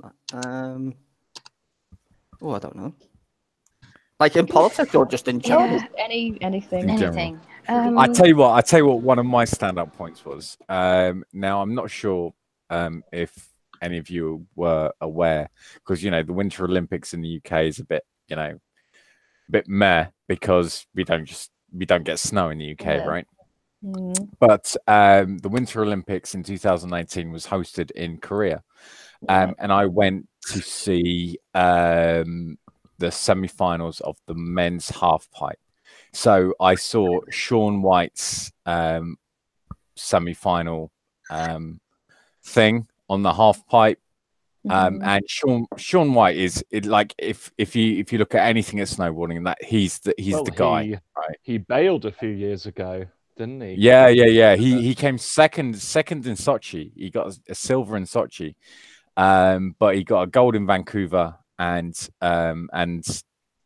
because it was his last Olympics ever, it was really, really cool to see his one of his last runs on the good.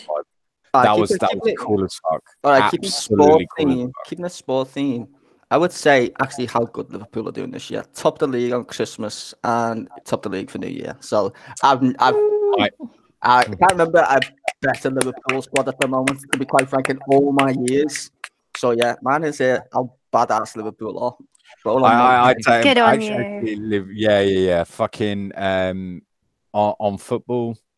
If Liverpool win the league this season, they fucking deserve it, and well done to them, absolutely. Because as far as I'm concerned, Manchester City have one of the best teams in Europe. And to overcome that, and to overcome the massive spending deficit that Man City have, absolutely, well done, and you guys fucking deserve it, absolutely. Oh, and of course, on the subject of football is obviously England reaching the semi-finals of the World Cup. Yes, that's good. Yeah, we mentioned that as well. Yeah, winning on penalties. Yeah, for the first time ever. Penalty shootout. I was Proud. watching that in a Colombian bar with my Colombian friends, so I had to keep very quiet. Oh boy. But afterwards, I was shouting in the street. Don't worry, Yeah. I was here when it was the Belgium Wales game. Do you remember that one? And I was in the bar downstairs, and everybody was in Belgian flags and like. Oh, and hello, Callum. By the way, we haven't even said hi yet. He's just joined. Hi, Callum. Oh, hello, Callum. Good afternoon. Hello, Callum. Well, now that By Callum's the way, here, I Callum, think- you on the Milky Awards, Callum, you gave I gave you my vote for the best panelist of the year. By the way, Oh, thank you. Callum. Yeah, I think now that Callum's here, we won't do it now, but I think at the end of the stream we should all sing Old Lang Syne together. Yeah.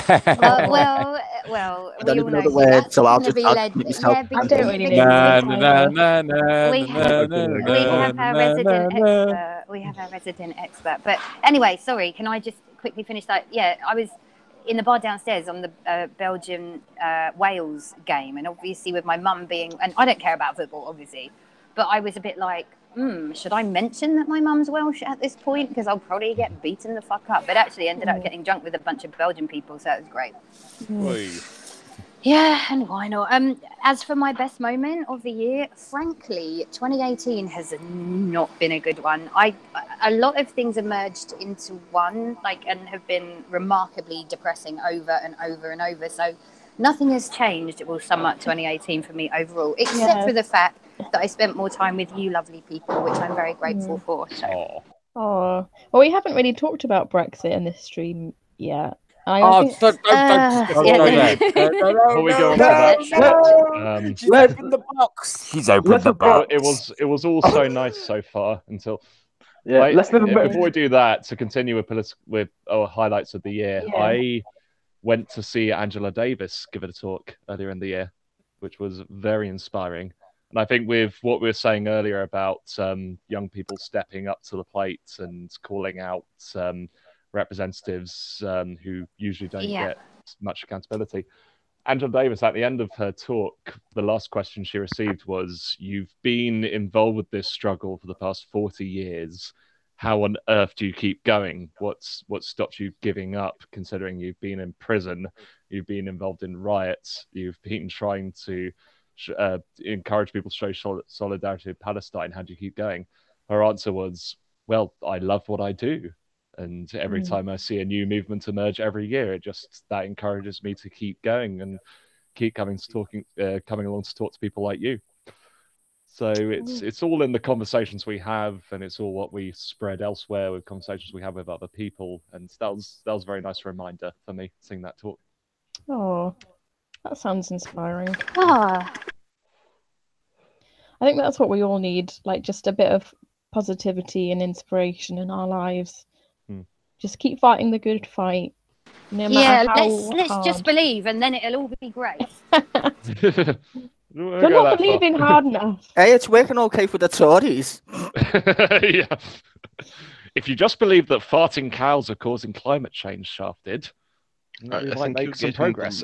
I think you're getting belief mixed up with black magic.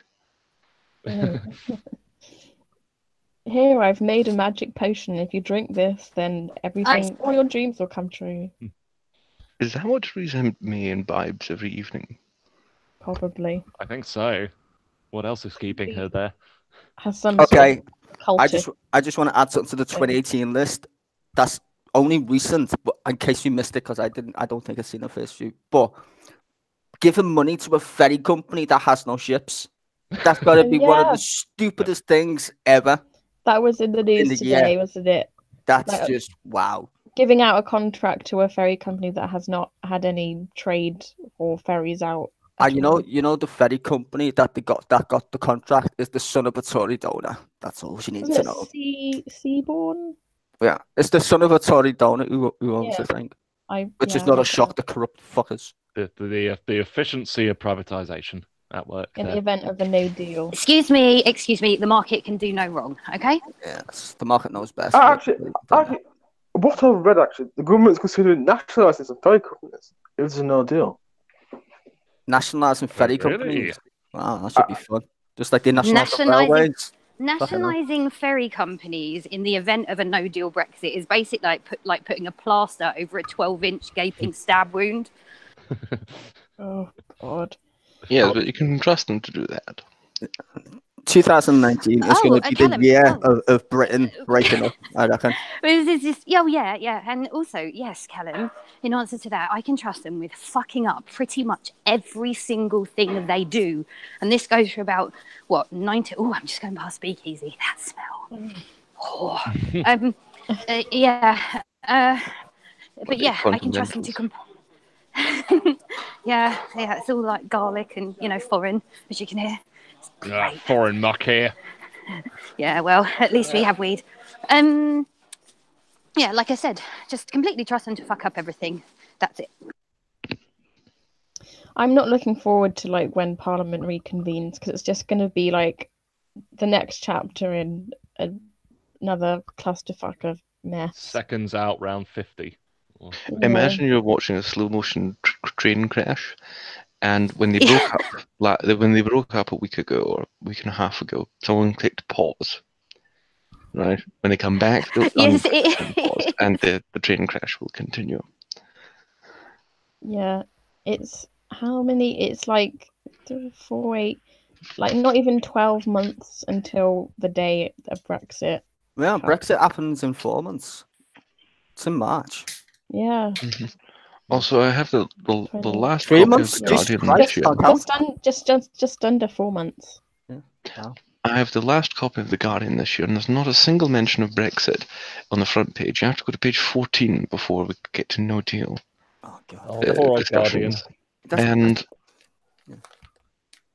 it's basically just sort of what would you call it? Where you're sort of it's sort of misery porn, from what I can tell. Reminiscing in a depressing manner. Brexit is fucking.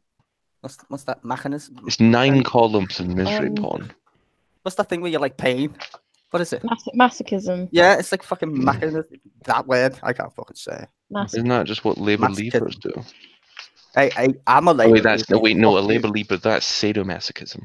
Yeah, I'm a Labour Leaver. You both enjoy punishing and being punished. Well, I did enjoy trolling when I voted to leave. Yes, that was my intention. First time I ever voted, and I was like, I'm gonna troll the fuck out of Britain, and I did. Congratulations. Well done. Blame me. All people like me. Another highlight I want to bring up. This one's very tiny, but I still keep thinking about it. When Gerard Batten was giving an interview on Parliament Square, and somebody came up to him with his phone camera afterwards, trolling him, and he turned around and said, "No, I'm not going to speak to you because the last time we spoke, you called me a gammon, which is a racial slur." I've seen that. That's a pretty funny thing. And that's what earns Gerard Batten gammon of the Tom year. needs to play this for people. I'm back at the flat, by the way. 1 sec. It's a phenomenal moment. Another highlight for me of the year. Oh, another highlight of my year was actually Nigel Farage getting the most vitriol hate on LBC when he left UK. It was fucking hilarious. The side chat exploded, and I was like, "This is just boss." I wish I could have just recorded the side chat. All the like Tommy Robinson bands calling him like Pit to Burn and shit. Glorious. The day Farage's career went down the toilet. Yeah. Oh, he'll be back, I'm sure. Well, if it all goes tits up next year, he definitely will be, won't he? Yeah. They're just not going to give up until they've I've got that Gerard Batten. I've got that Gerard Batten video clip if anyone wants to hear it. I remember. Play it away. Play it, Sam.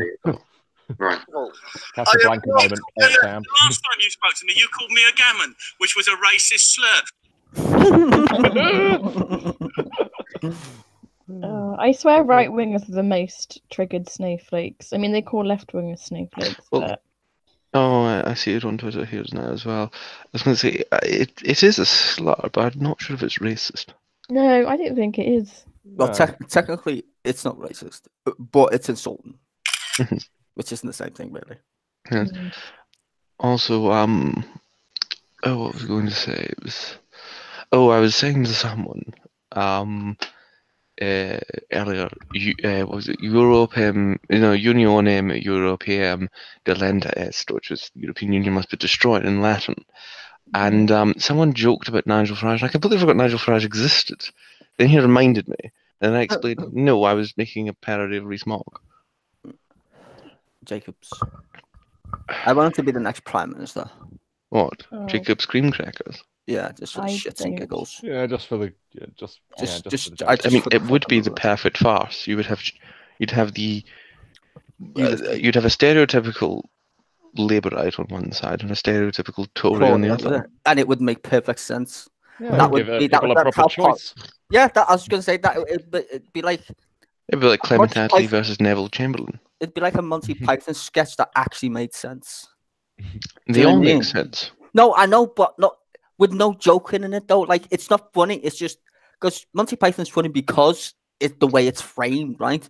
But that wouldn't be. It'd just be like, oh wow, we've got a Tory and a Labour Party leader for once in I don't know 30 odd years, maybe even more. So that would be good. But yeah, just and then sack them both because I don't think they're both up to scratch. The day satire I don't think anyone is. I think that's why Theresa May's been in office so long. It's just that there's no one better than her. Well, to be fair, I'm not that keen on Jeremy Corbyn as prime minister. She's like John Major I like in him. a skirt. I like Jeremy Corbyn, but I don't think she's he's way gonna make a good worse. PM. I think he's too nice. He needs to grow backbone. what, Jeremy Corbyn? Yeah, he's too nice to be prime minister. Need someone else. Need someone a bit more fucking ruthless. I thought that was why we were always thinking it was going to be John McDonnell. I mean, why did John McDonnell not become Labour leader? Because he's ruthless and no one likes him. He's a little pipsqueak. And Yeah, he's scouse. Exactly, that's the point. Yeah, he's And scouse. That doesn't help. Very telling interview from Vice the year before Corbyn was elected leader between him and McDonnell, where they're both saying straight up the whole time, we don't believe in leadership. Oh wait, so does that then mean that McDonnell is the Morrison to Corbyn's Attlee? Kind of. You would call it that. Yeah. I think he pulls more of the strings than Corbyn does. So what we really need is a Nye Bevan.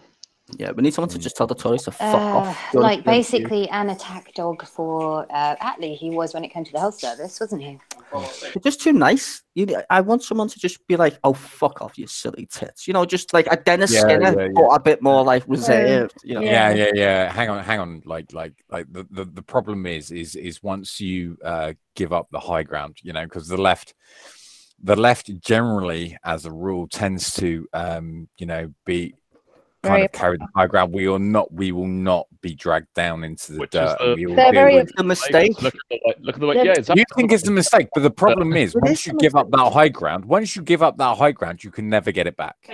That's not true. We don't need this whole high ground. That's like playing a computer game versus a cheater going, well, I've got the high ground, and you're getting shot in the face from like inside and outside. Indeed, it's all very well. Yes, in the US, you've got the Democrats saying when they go low, we go high, and the Republicans saying, okay, we're in it to win. Yeah, so fuck off.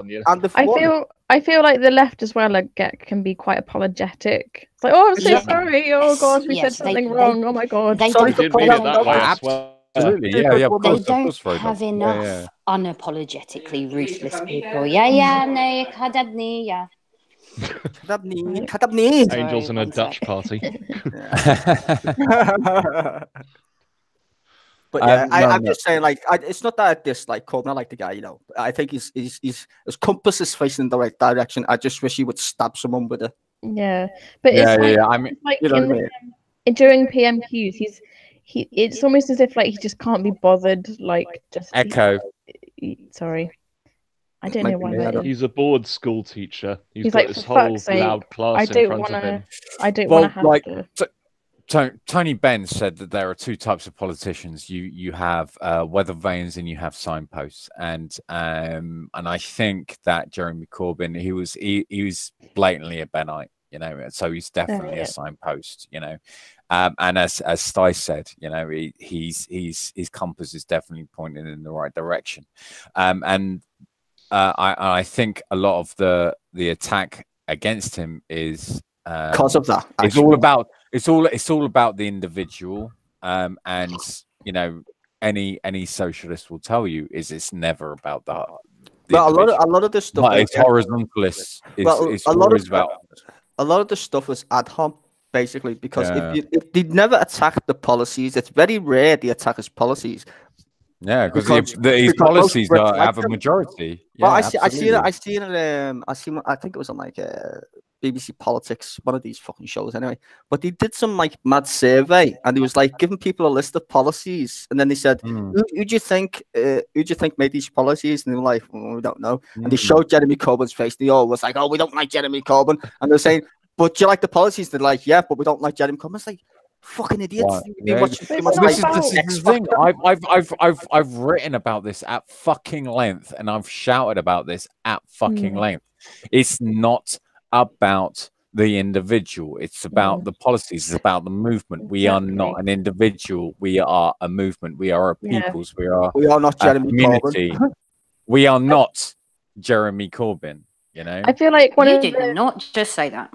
One of the biggest success stories I think of this year was Alexandria Ocasio-Cortez winning her seat in Congress. Yes. Oh yeah, absolutely. I forgot to mention that in the midterms. We didn't talk about that. Wait, was that the woman who won the seat in New York? Is she now is she now a federal congresswoman? Yes, indeed. She is indeed. Oh, so presumably one of the best after winning her seats, you know how Fox News and others kind of points. Yeah, there's how she's related to people, how she's connected to people on social media. Like she's on Instagram, like cooking mac and cheese. That's it, Instagram, not Snapchat. What the fuck? All the while, Fox News are saying, "Ha, she can't afford a house in Washington." Yeah. And then there's Fox News audience going, "Oh, I can't do that either." That's quite nice. No, but like Fox News attempted to smear her by like giving a list of all her policy plans. And they actually basically giving actually sounds really great. Shreds, mate. Absolutely. Yeah. Like, oh my god, look, she's promoting like Medicare for all. Another funny thing that happened this year as well, which was hilarious in relation to the American politics thing. I don't know if you guys know the Koch brothers, but they're like, yeah, right. Well, they did the it's like Koch. It's Koch. Yeah. Or whatever. But anyway, them guys, brothers, so they fucking hate healthcare, right? They just can't stand it. So they commissioned the study to see how much it would cost to have a single payer system versus like a private system, and it would save America 11 trillion over like 10 years. They're like, shit. They're like, well, this is like when Fox News tried to smear Cortez over the single payer like healthcare system, she was like, yeah, well, you know, all these people such as the Koch brothers that say, oh yeah, you know, small state. Well, apparently it's only small state when it comes to taking care of people's needs, but it's always big state when it comes to bombing people, when it comes to, you know, defense spending. You know, there's always money to pay for that, but why isn't there money to pay for, you know, healthcare or education or these things? You know, this is why things need to change. And this is when like that thing is, she literally tore Fox News to shreds, and I thought that was brilliant, mate. I know. She said to Fox News, "Thank you very much for promoting my campaign." She's amazing on Twitter, and their viewers were like, "Oh, that's like a good idea, actually." University. Like look at her policy platforms, aren't they terrible? I was like, oh no, actually, I really like this education and healthcare. She describes herself as a democratic socialist, but we would recognise her as a Social relatively democrat. middle of the road social democrat. It's just like Bernie Sanders. Yeah, she is exactly. She is in say Norway. Run their platform in Sweden. But in America, that's radical left. In America, that's the Overton window in America sits on what we would describe as the far right. Yeah, that's even Noam Chomsky even said that. Noam Chomsky said when the Reagan era was around, that was still the right. And then after Reagan, the Democrats were like, oh, well, that seems like a good idea. So they fucking joined them on the right. America is still standing to the right ever since. There is no left and right in America. It's just either hard right or slightly right. You know what I mean? Now you got Steven Pinker saying, "I present to you my new platform for radical centrism." So that's what Bill Clinton did in the mid-90s. And more exciting. Bill Clinton was a massive tit. I seen an interview with him on Newsnight. Literally, he said to them, I think it was Paxman still had a job then on Newsnight, and he said, yeah, we knew about the housing bubble because it was worth 260 trillion. I was like, you didn't bother to tell anybody or like fucking do anything. And he was like, no, it was good for business. And then it exploded in 2018 or whatever, 2008, whatever. What I was going to say is, the United States has yet to begin what you could describe as a paradigm shift in politics.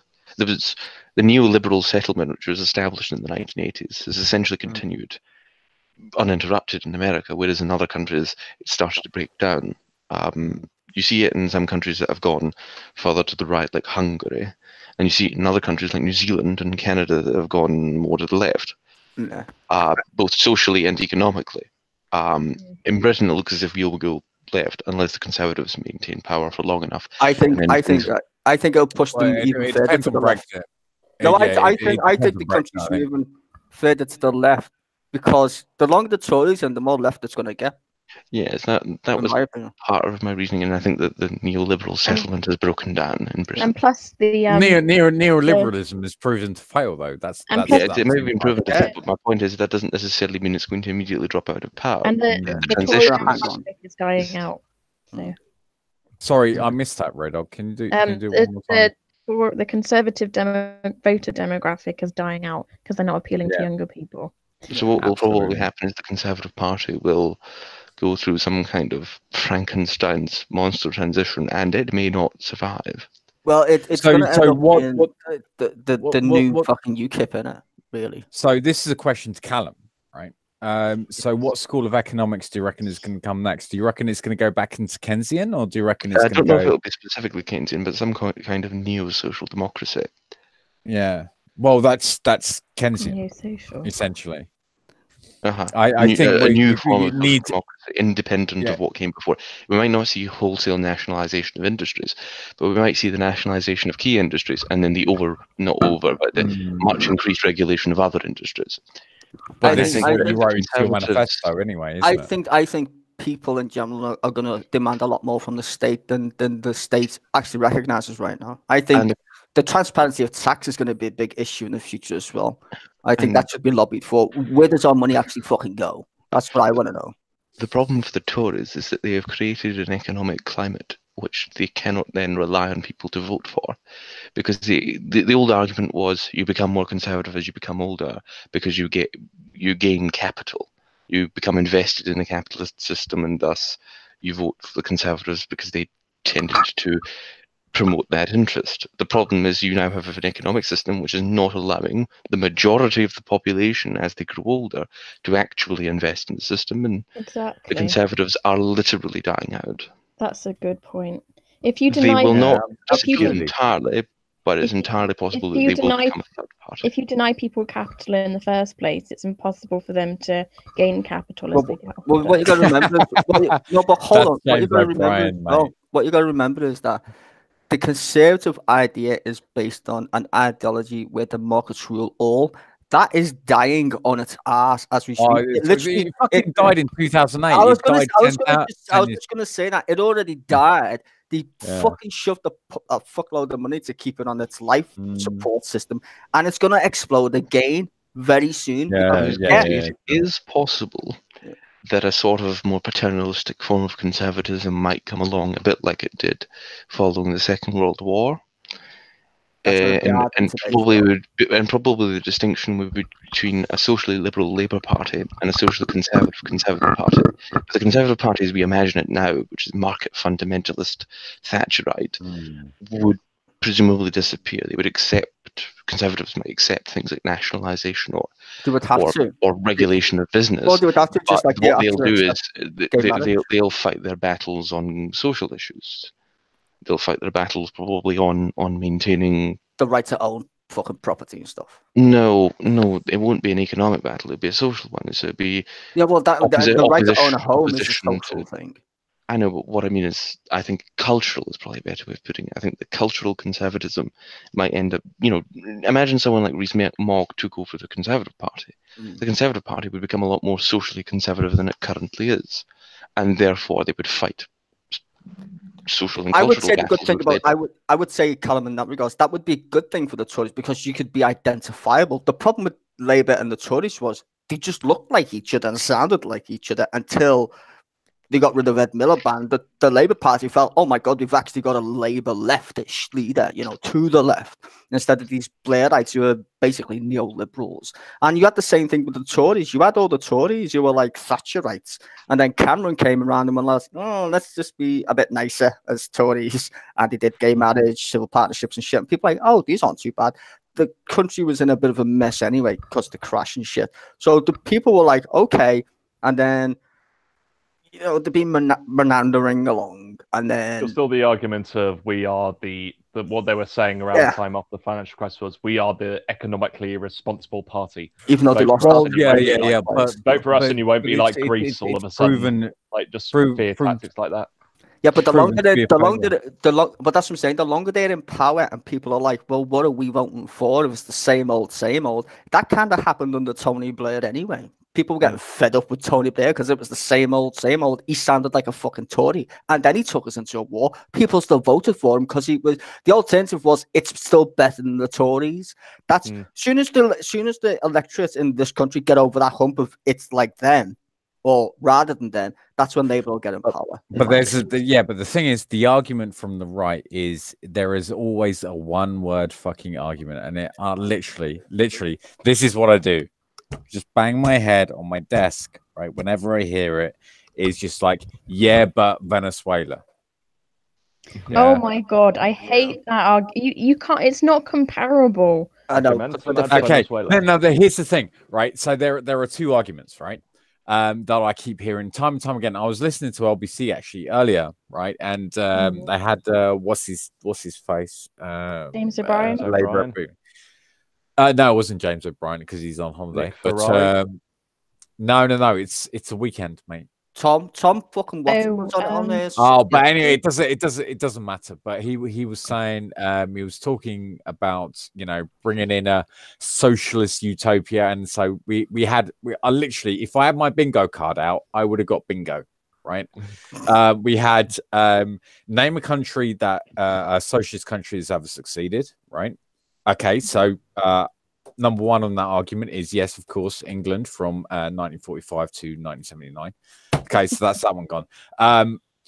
Yeah, but Venezuela.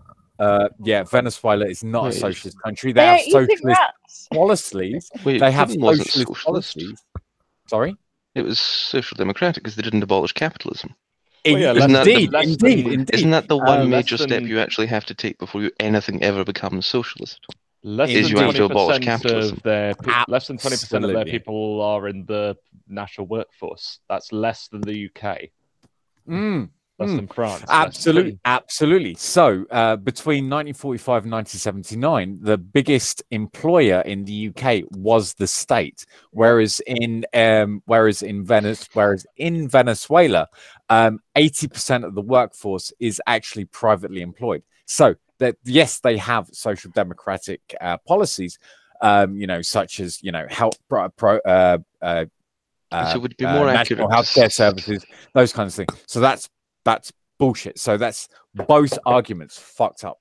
Would it be more accurate to say that Britain between 45 and 79 was more socialist than Venezuela has ever been? Yeah. Yes. Absolutely. I think so. Anyway, that's a completely sensible. Correct me if I'm wrong. Please correct me if I'm wrong. But I absolutely believe that. And the problem with the memes of socialists is that we live on a quasi-socialist planet anyway.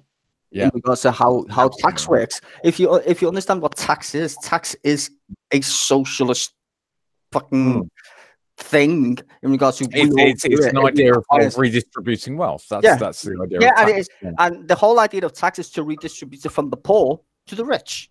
Indeed, that's the concept of tax. It's not. Well, in the word of Noam Chomsky.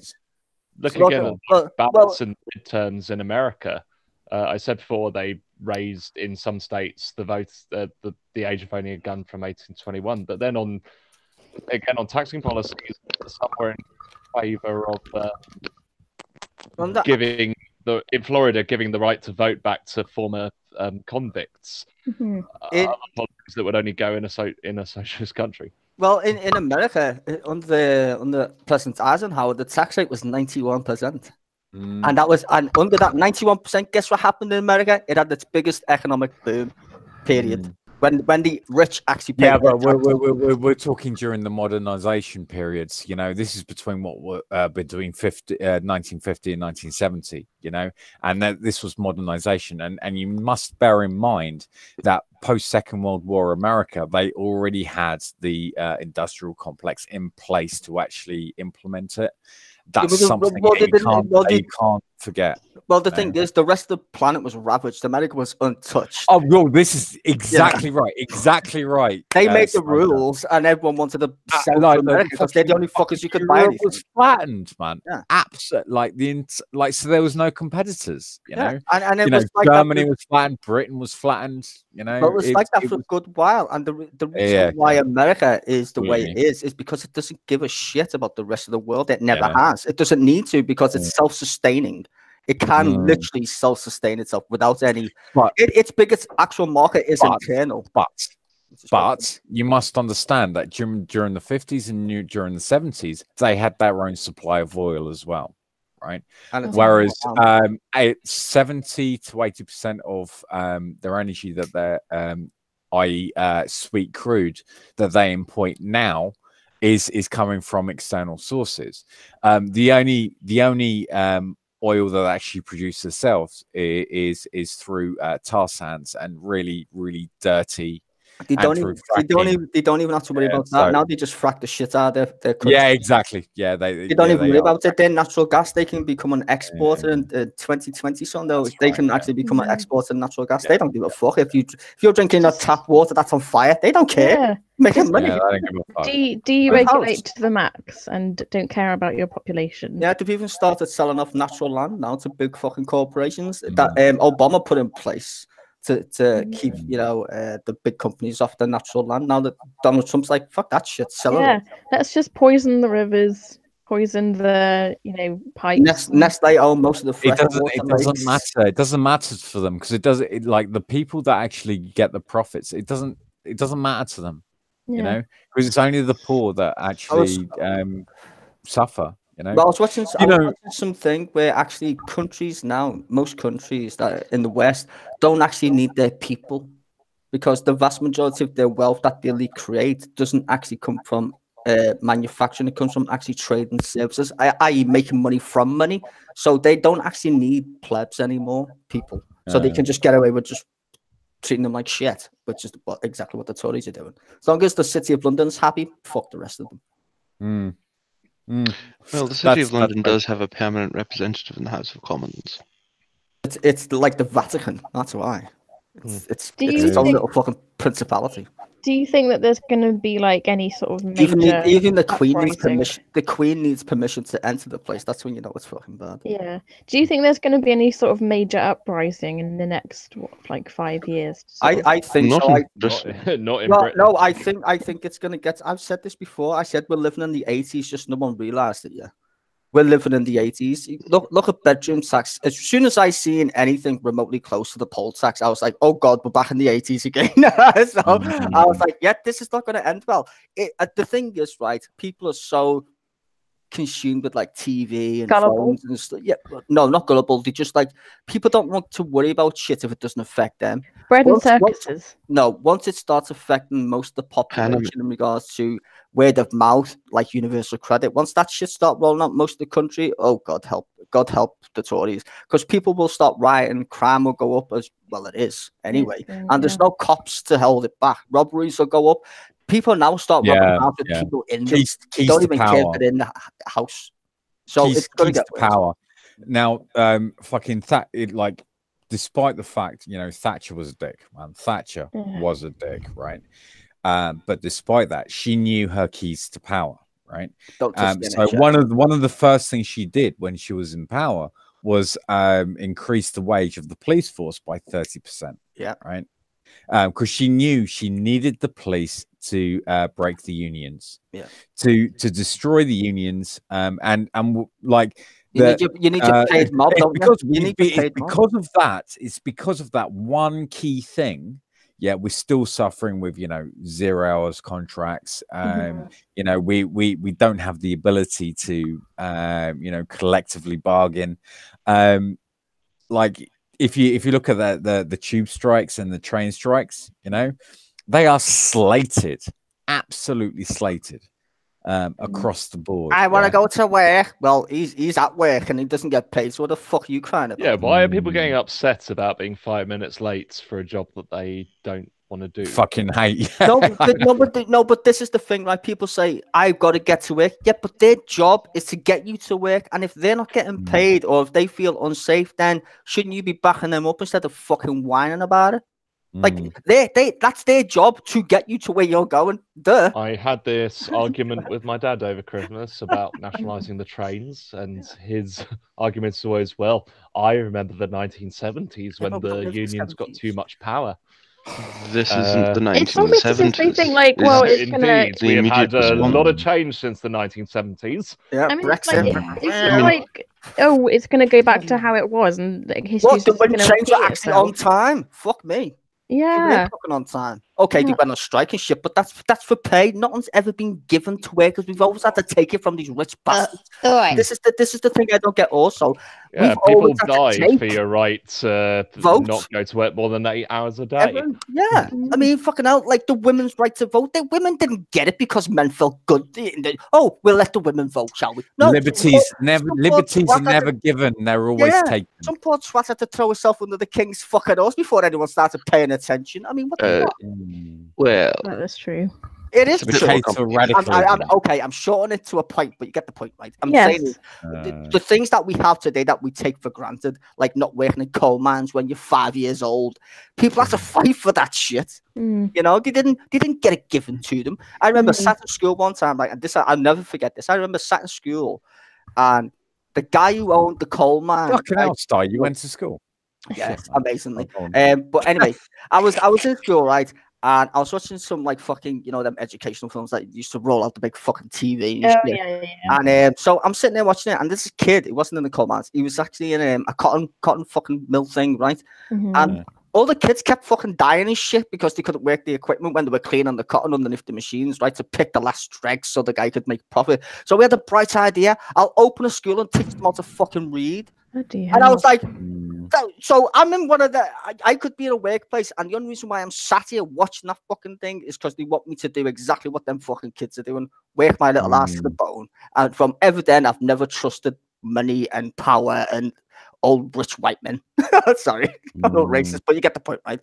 Like these. Well, no, you're exactly right. That's the thing. And I was like old 6, rich and I was like, white well, that's men, crazy. Old rich white men, right? That start wars in countries that they don't know. They couldn't point to it in the map. They'll send your son to it, but they wouldn't send their own. You know, exactly. And it's for money. It's not even for like to save someone or anything. No. It's not for a Yeah, moral right. reason. All wars, bourgeois wars, mate. Yeah. And I was just like, yeah, fuck that shit. I know the scam I'm in now. That's not entirely true. Like, no. Not all wars are bourgeois wars. Maybe all wars prosecuted by the West might be bourgeois wars. Well, racial wars between different African tribes. They're not bourgeois. They're fucking killers. Them. They just don't like the. Okay, so Tom and I actually explored this this idea at length, and the idea is like the only war in the last 150 years that we think that we would ever fight in would probably be the Second World War and the fight against fascism. Possibly. Yeah, but even that was funded by some sneaky people, man. If you look up the history of Second World War, it's a bit sneaky. Yeah, granted, so it's dodgy, but yeah, you're fighting fascism, mate. I mean, it is just one little sneaky thing. George W. Bush's granddad got put in front of Congress under the Trading with the Enemies Act because he was banking with the fucking Nazis. Oh yeah. And what's his name? Edward. He was the king. King Edward. Yeah, he wanted to let fucking the Nazis in and shit. Invade, He was like, let's surrender. I was like, no. Churchill was like, fuck that conspirator to the Nazis. Another thing about Churchill didn't dislike Hitler. He just didn't want him to fucking... We just didn't want to lose our empire. But Well, then that's what. we ended up selling out to Americans anyway. So what was the fucking point? We had to give up But all. we needed them. If we really hated fascism, we wouldn't have appeased Hitler straight away. We would have gone like fucking get out of Czechoslovakia. Well, these are ideas that we were exploring, Will, with regards In to our How Much to Catalonia stream. Yeah, indeed. Yeah, we were But exploring. I want to hear from Cameron, actually, who's trying to speak up right now. Oh, sorry, Cam. Go ahead. I was gonna say, Churchill even said that he put Hitler not because of fascism, because he wanted to stop doing domination over Europe.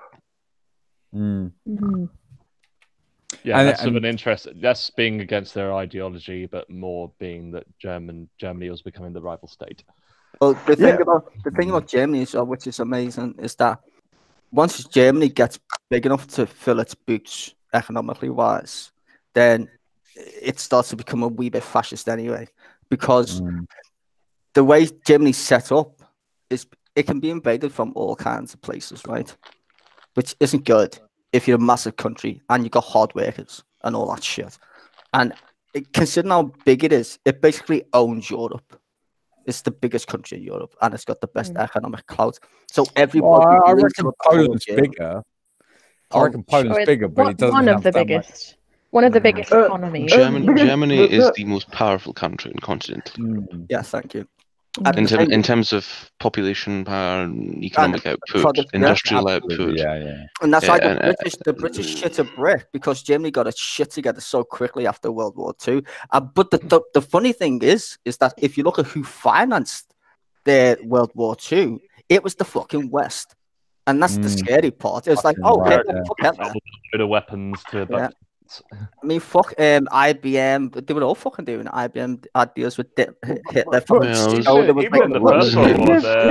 Even in the First World War, the heavy machine gun was invented by an American businessman who sold it to both. He literally said when inventing the Maxim gun, that he'd invented one of something to. He said the reason he went to Europe was he said that the Europeans love finding new ways to kill each other. Yeah, because we've been doing it for centuries, isn't it? War equals money. Yeah. Well, I would recommend anybody who likes movies, not so much Nicolas Cage, but movies. Watch Lord of War, one of the best movies. Oh, yeah, it's a great movie. I love that movie. I'm sorry. Great movie. Right. Can I just jump in very quickly because I've been because I'm always aware of like the side chat and stuff, right? But I'm also aware that I have to shut the fuck up because it's going to yell otherwise. 1 second. Liberal Democrats. Fucking hell. Always got excuses. Bloody Dutch. No, so yeah. No, it's because he's playing a shooter. He fucking yells. But yeah, Isabel Elizabeth Miller has been coming out with some great hot takes in the side chat. I've sort of been keeping an eye on it. She's a new person I've not seen. Yeah, she's. I mean, it seems like we would get on like a house. Double bottle Isabel Elizabeth Miller sounds like the name of the leader of the middle class yuppie party. She's a fucking Tory. She's a Tory. She's got a double barrel shotgun. Yeah, but she's also into orgies with African men and snorting coke. So I think like we're all. Oh no, that's building our Sky Tower Angels. No, she definitely votes UKIP. Don't make me dream again, Will. Everyone is welcome in the side chat. Absolutely. I sort of apologise. I've not really been keeping an eye on the side chat as much as I should. I'll actually go over a few. I know that some are like, but I just don't want to get out. You know, I know Shafted's been going on about cows farting for a long time. That's my fault. I keep bringing up the farting cows because every time the climate change gets mentioned in the stream, he always says farting cows don't cause climate change. They do. Methane. Methane, indeed. It's all about the methane. Well, I was going to say, farting cows do contribute. They're not the primary cause. Exactly. No, of course not. Of course not. I love it. Like this is the problem with methane is the fact that it's as a greenhouse gas it's worse than any other gas because it stays very. Yeah. I'm told for going on a big tangent there, though. Angels, what are people saying in the side chat? I'm trying to go up it. Like, basically, just people kind of. Are you there? Are you there? I am. No, they were going on about. I think they're talking amongst themselves largely. Yeah, someone said exactly, Callum. Fuck knows why. Callum said something. Someone said exactly, Callum. We got a full stop from Tom for some reason about Swiss Stream. Yes, well, it's not a Swiss Stream, so you can't expect it to be. Yeah. It's a roll dog stream. Yeah. Baby. I was gonna wrap it up in about 20 minutes on the hour anyway. No, that's poo. Unless anyone has anything, or we can just ramble on for a bit. Let's ramble on. It's too far. We should make it like a Rambles New Year. Hey, look, I can do a wind down if anybody wants to join me. Yeah, wind down. I'm gonna do a New Year's Eve one. All right, that's fine. We can wrap this up, and I don't mind joining the wind down soon, but I do have to eat in a minute as well. So who's gonna host? Sty, do you want to host? Yeah, I'll host it. Oh, nice one. I don't mind. Well, I was gonna do a New Year's Eve one as well, but a little bit closer to 12, clearly. Yeah, that sounds good. I'm just reading The Guardian here, and just some news from the last day of the year is that Elizabeth Warren has begun the first legal step to run for the presidency. Yeah, I don't like Elizabeth Warren. I used to really like Elizabeth Warren until she endorsed Hillary Clinton. I was like, you snake. Didn't they all endorse Hillary Clinton? No. Well, even Bernie Sanders endorsed. Hillary that's because he has to. He had to. He even but said it was anybody but Trump. Yeah, but the thing is, right? Oh God, don't get me started on the fucking American election. Okay, so right, this is from my take, right? I'll do it as quickly as humanly possible. Bernie Sanders runs for 2020. Nobody knows who the fuck he is. I love the guy. I knew who he was before that, but a lot of people did who were progressives anyway.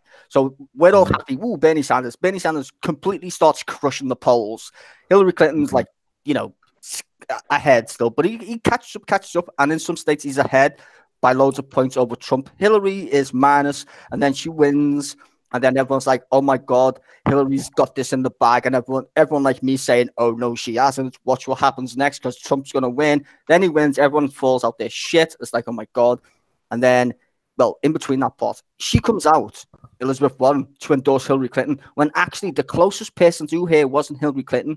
She's to the center right, I would say. She should have went with Bernie Sanders and endorsed him. Instead, she endorsed Hillary Clinton. And I was like, oh God, just what a waste. Anyway, Hillary Clinton stole that election. There's plenty of evidence for it. Oh, she did, yeah. I think one of the big factors is like that you can immediately recognize it when you compare Trump and Clinton. Like, despite the fact that like you could say, oh, Clinton was like, oh, she's the first woman president and all these cliches. What Trump actually had, there were shit policies, but at least they were policies. Can you think of any policies that Hillary Clinton had? Because I can't think of many. She was against single payer. She didn't have any policies. All it was is Trump, Russia, Trump. Actually, I'm halfway through Bernie Sanders' book. Where do we go from here? Is the title, and any policy that she actually has or moving forward beyond 2016 is actually been introduced by Bernie Sanders. Yeah, he was instrumental in dragging her to the left. He's been trying to drag the DNC to the center is fucking dead, mate. Yeah, the center's dead, and the reason why the center's dead is because the center is now occupied by the right. That's what the center is never actually existed. It's merely been a compromise of left and right wing policies. Although that's only if you believe that the left-right axis exists. Well, but that's what I'm saying. The left and right exist. It's variations of corporate. No, that's I'm sorry. Mussolini coins that phrase, and I think it's true. I wouldn't say that it's compromise. I'd just say it's the left giving up concessions to the right. No, the left became the right. What I would point to is the left were getting votes for being filthy rich, and they were like, we want to get filthy rich and give people nothing. That seems to be a plan, and it worked. I mean, Clinton got in on the same jig.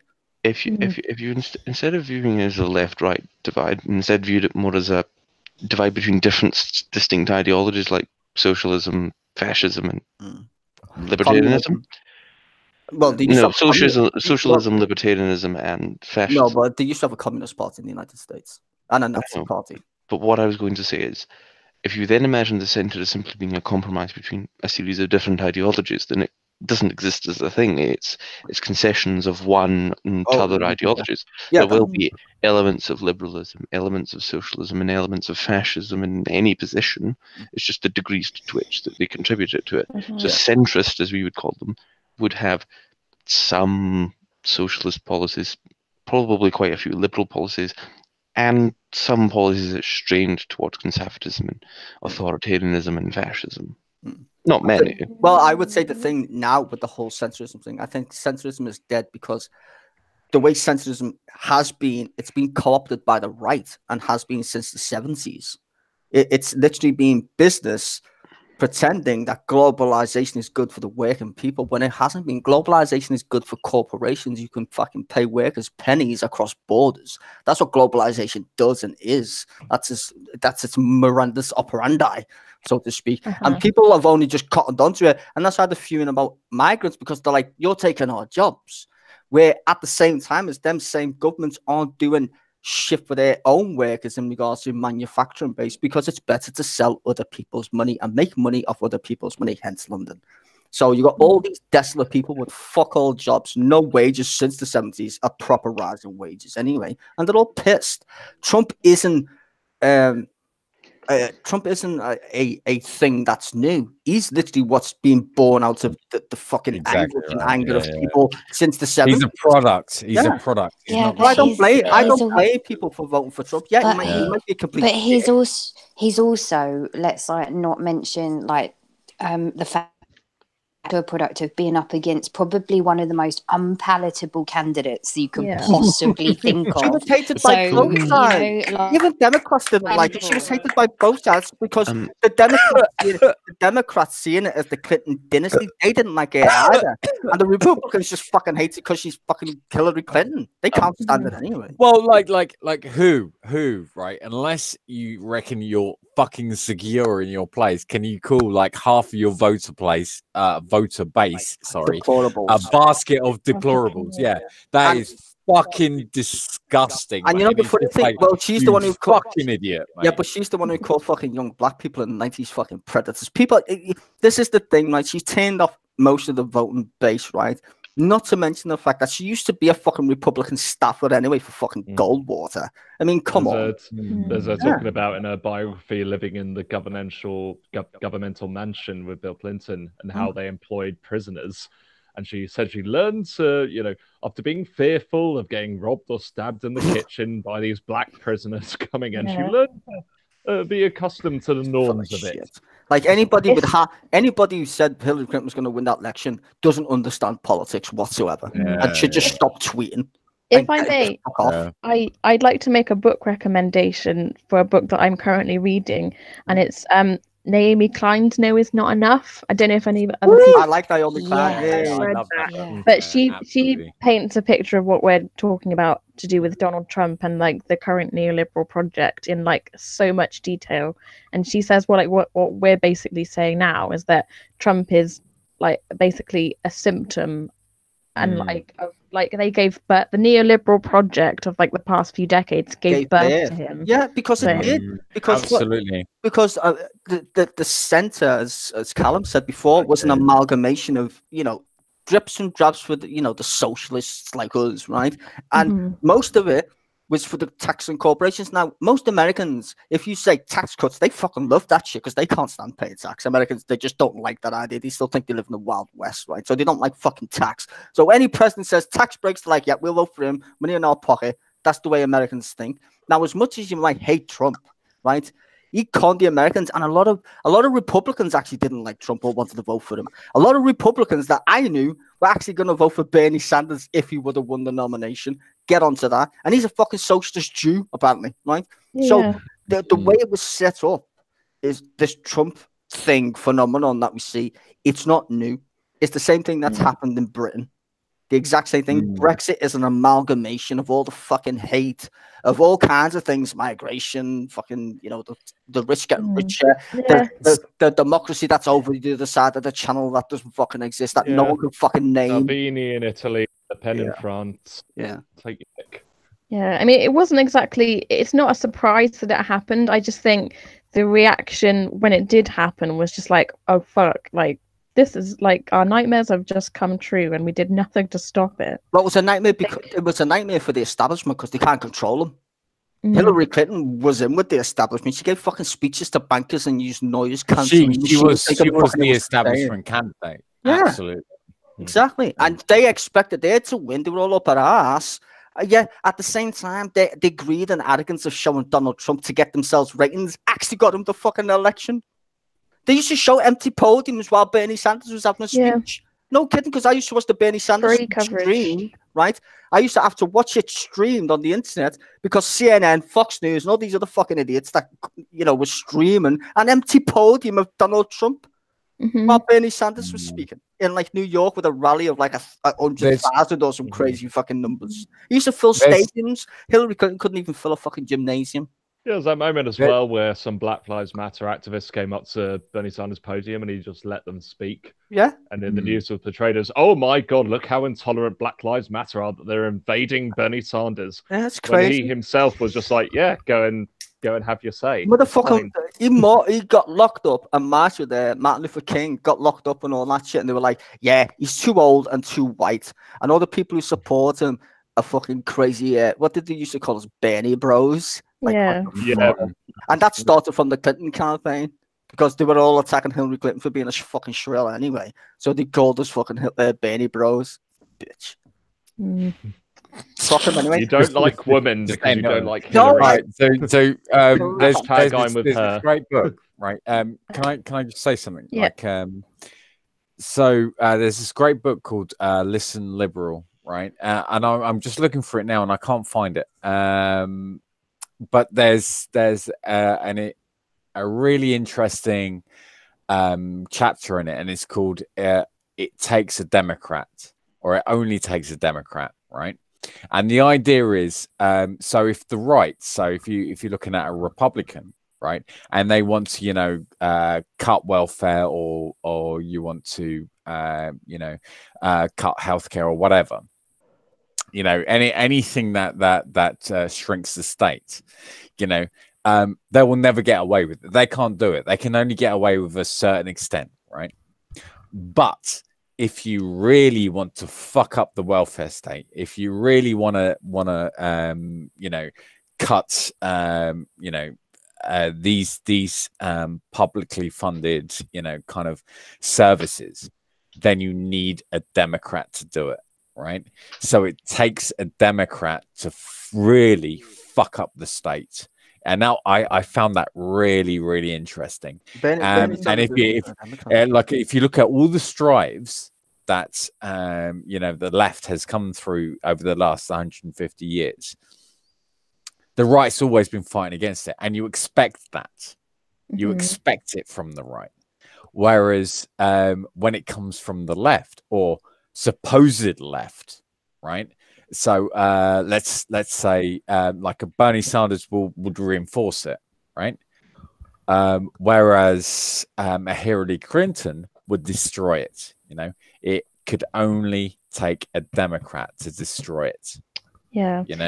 There's also another quote, I can't remember who said it, but in order for evil to spread, all it takes is for good people to sit and do nothing. Edmund Burke. Yeah, absolutely.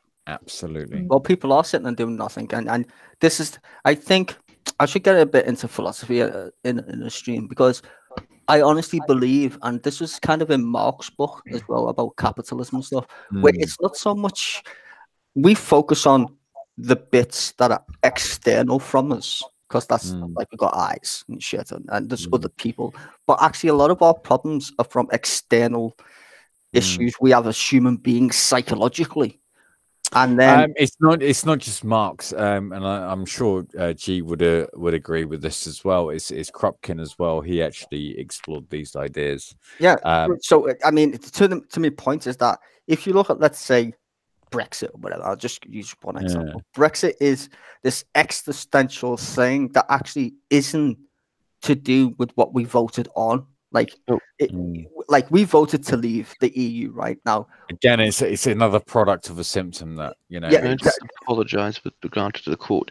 The one about the only thing necessary for evil to triumph is for good men to do nothing is a John Stuart Mill quote, which is misattributed to Edmund Burke. Well, Okay. someone Yeah, said it, so that's did. okay. Someone, It was someone, Someone said it 19th century somewhere. liberal yeah, quote. someone smart said it, so that's okay. It doesn't matter. It sounds good and it makes sense, so that's all right with me. But in that sense, right, the sitting back and doing nothing thing that what I relate to is that I think we're doing that. Like we brought up the climate change issue before. It's like we know we're fucking the planet.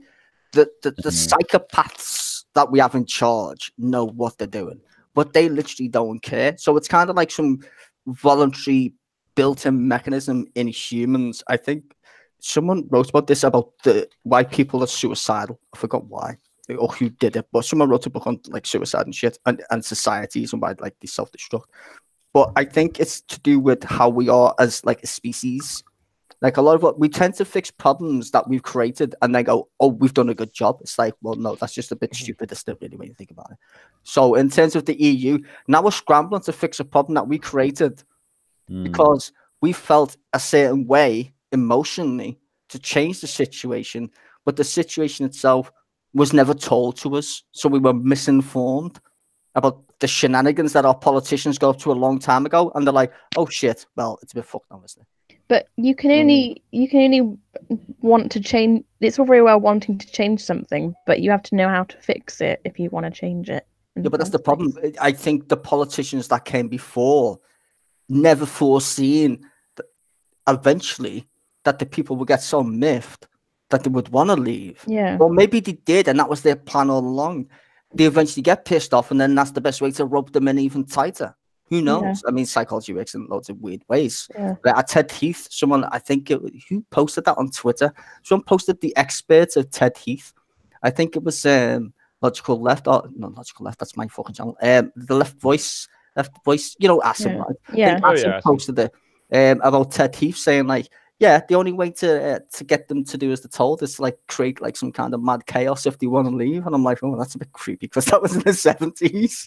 So isn't that a disaster capitalism? Yeah, I don't know. It was a bit freaky reading it. I was like, wow. Well, I've heard disaster capitalism, and I'm thinking of William Rees-Mogg. He wrote a book about that. Oh, come on, yeah. Well, this disaster know, capitalism. Like, I mean, I did a section on a Sunday stream just on disaster capitalism and the ideas of, you know, private police forces. You know, you can have services so long as you can pay for them. Yeah. And it's it's all about it's a certain school of economics. It's the Chicago School of Economics. Only a crisis, actual perceived, produces real change. When a crisis occurs, the actions that are taken dependent on the ideas that are lying around. That, I believe, is our basic function, to develop alternatives to existing policies and to keep them alive and available until the politically impossible becomes the politically inevitable. Right? But sorry, go on. I was going to say, it's all about basically disaster capitalism is another way of saying shock politics. So if you keep trying to distract the people by using constant methods of like, oh my goodness, this emergency is happening, or we crisis the migrants. Well, this is what I'm saying. This is whether it's a crisis, whether it be, you know, perceived, or whether it be, you know, a fear within your own subconsciousness. Well, it is manufactured. I mean, this is the thing, right? If you look at the BBC, then you're looking at manufacturing consent. Sorry, mate. If you just look at the headline, right? And this is why I love watching like Noam Chomsky videos when he talks about like linguistics and stuff. It's how you get the brain to work. Like if you did art class like me, I don't know if anyone did. There's certain colors that trigger art. Yeah, art class, you know, like graphic design. I have or whatever. a degree in art. Okay, well, you will know the color chart that triggers people's brains, right? It's the reason why McDonald's has changed its color from red to green. If you don't know that, well, I'll tell you. Green is seen as like a natural color, right? It makes you feel like chilled because it's like blue. It's it's one of these colors that make you feel like it's a natural thing. The sky's blue, so you feel. Yeah, McDonald's started that when they tried to have a salad bar. Well, yeah, that's because it's seen as healthy because the trees are green. Everyone knows trees are natural, blah, blah, blah. So you see it as, natural. Whereas red, you know, raises your blood pressure. You want to buy stuff, blah, blah, blah. And yellow with danger colours, frogs. That's why they're brightly coloured. Yeah, It's literally the built far into. right party in Spain, Vox, their colour is green. Sorry, Sorry, I read a quote before, right? And it was by, and I just found out who was by it and the year and stuff. So after you're done, I'll share it with you. Yeah. Right, anyway, back to the point. Back to the point. Yeah. So the crisis thing, right? It's a crisis. It's there to catch headlines. It's basically clickbait, and clickbait is there. If you look on YouTube, right, so you see like capital letters, or you know, it seems like it's important when actually it's not. It's just to get you to click on the video. The same thing can be done with news. That's why when you pick up newspapers, they're always in big bold letters, right? Headlines, big black, and the pages are white. They've changed the fucking colours to red. It's to literally get your attention. Same with adverts. The adverts do with fucking fancy graphics and whatever. So what the BBC are doing, they're entertaining you when it's supposed to be a news service, right? But their job is to get you pulled in, read the story, because for them, if they don't get people to read their shit, they become irrelevant, right? Their entire morandus operandi, like I was saying before, is to get bums on seats.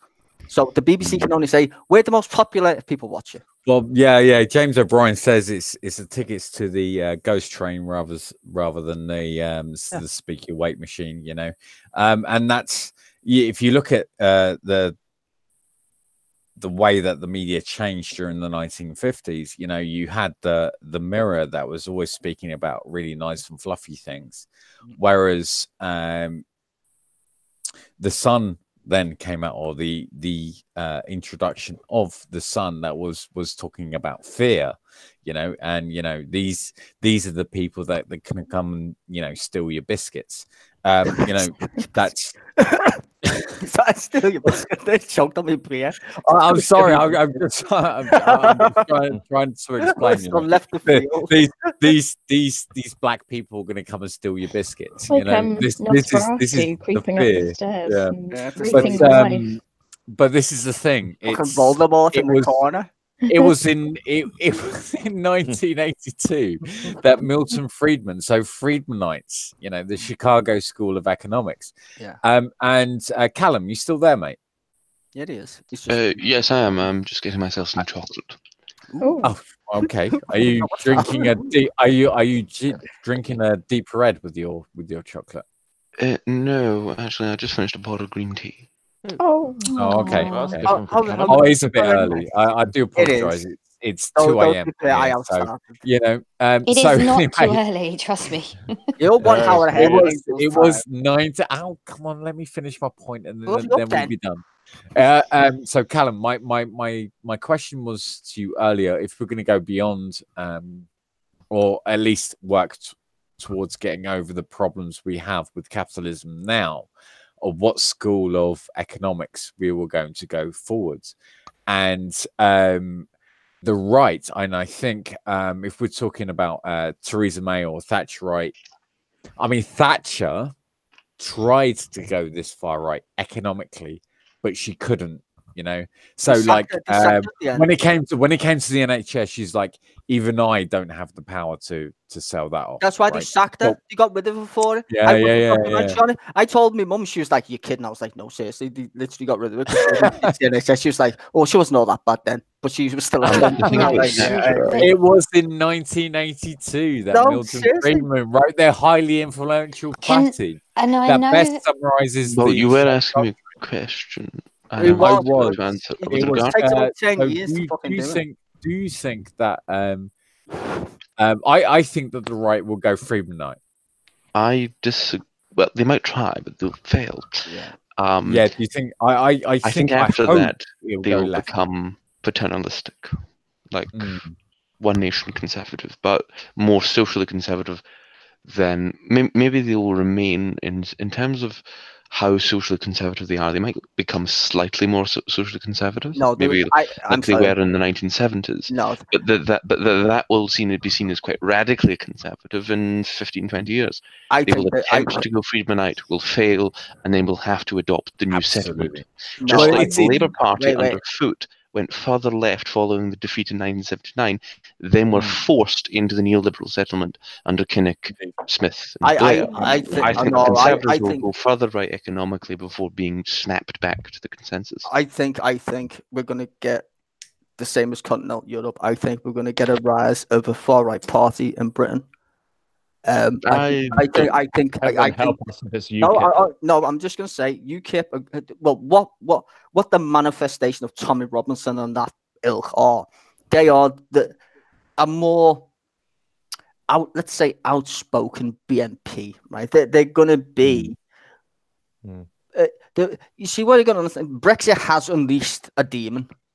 It has, right? And we got to admit that before we go any further, right? So in terms of politics, the Tories right now are basically trying to hold two types of conservatives.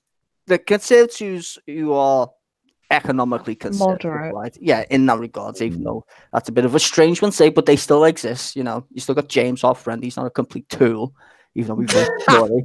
But still, right? You get, there's still Tory voters out there. My granddad used to vote Tory, for fuck's sake. Don't know why, and he was black. Seriously, it just boggles the mind. Anyway, so in them days, Tories were apparently different. I've got no fucking idea. Well, yeah, he had a job, probably helped. Yeah, probably does. Wanted to own property as well, I'm sure. Well, he did. Well, he used to be the rail master at the rail station. Anyway, so where was I? Yeah. Anyway, so the Tories are going to go more to the left as a base. They're going to lose the moderate wing like Anna Soubry's and shit because, that's just the case. So they're going to kind of split into two different factions. You're going to get a really right-wingy UKIP version of Tories, which is even more so than it is now, i.e. representative-wise in Parliament. So it's going to be kind of like in America during Obama in the do you reckon we're going to go back to, because in the 2017 election, it was back to a two-party system, right? Do you think that in the next election, whether it be next year or 2022, I think, and I'm with Tom on this, if the general election is not called by Easter, it will probably be 2022. Well, I think it's going to be. And I'm totally. I think it'll be called by Easter, and I've got a tenner with Cameron on this. Right? I honestly think I think it's going to be 2022, and the reason do you reckon? I think it'll be back to a multi-party system. Do you think there'll be the Conservatives and the United another Kingdom is still a multi-party system? Depending on how Brexit goes, right? Now nobody knows that, but let's just say Brexit goes okay. Fuck knows how, but let's just say it does, right? It's not going to. That's why there's going to be hold on. Just let me finish. Let's just say that happens, right? You get there's no way the Tories are going to self-destruct between then and well, they've already had the chance. Completely disagree. There is a chance. You can't disagree, right? Because one thing, the Parliament arithmetic doesn't help. You got to understand. Yeah. Parliament has no power to get this bitch out. They tried. The Tories tried and failed to get rid of May. So she can't be voted out for a year. So count a year out at least. So that's what, 2020-ish, give or take a couple of days, right? So we're either stuck with it until 2020. Then you'll see the fun begin. By that time, she's a well-documented liar. She'll resign before that, and then they'll exactly right. Hold on. Can I say? Just let me finish. Me fucking goddamn point. By that time, Brexit would have already happened within that 2020 time frame. So you've either got a leader election, right? Which means they don't have to have a general election. They just don't. And then you still can't get rid of them. You only have to change the leader. You still can't get rid of them because there's enough votes in Parliament if the DUP is still... Tories are like herpes, mate. You have to keep them giving. Right? Okay, so then I would suggest we're stuck with them until 2022. By that time, completely disagree. By that time, completely disagree. Exactly right. Hang on. Let me finish. By that time, universal credit's fully kicked in. The economy's got a shit ton worse, and by 2022, if we're all still alive by then, just saying, Labour basically demolish the Tories, and that's the way it's going to be. I don't think even Labour right now won an election. No, they do. They would no. Absolutely. If No, the Labour got in now, we need a G. if Labour got in power now, they'd be in the same fuckeries as the Tory party. I think the best. May I make the point here? Ignore it. Sorry. I've finished now anyway. Callum, go, and then Callum go. I'll be very quick. I think the current situation appears to be that Britain is ungovernable. Britain's what? Ungovernable. Oh, it's not this ungovernable. It's just because we did this whole bright idea of a fixed term parliament and we can't get rid of the prime minister. Yeah, that was a pretty stupid idea. Okay. The next point was going to be that if we hold a general election next year, Labour will almost certainly become the largest party in another hung parliament. Yeah. Yes. The Conservatives will be forced into opposition because no one would be willing to work with them, and they wouldn't be able to rely on the DUP. Dems will depend on. I like the Liberal Democrats will not support the Conservative Party. They will. They've already said it. General election by the Liberal Democrats are not that stupid. Oh, trust me, they are very stupid, but they are not that stupid. They already they are that stupid. Okay, Cameron, what's your point? Because there will be a general election, most likely in autumn 2019. There won't be a general election over Easter. There'll be a Tory election, and that fixes the time of Theresa May resigning after Brexit.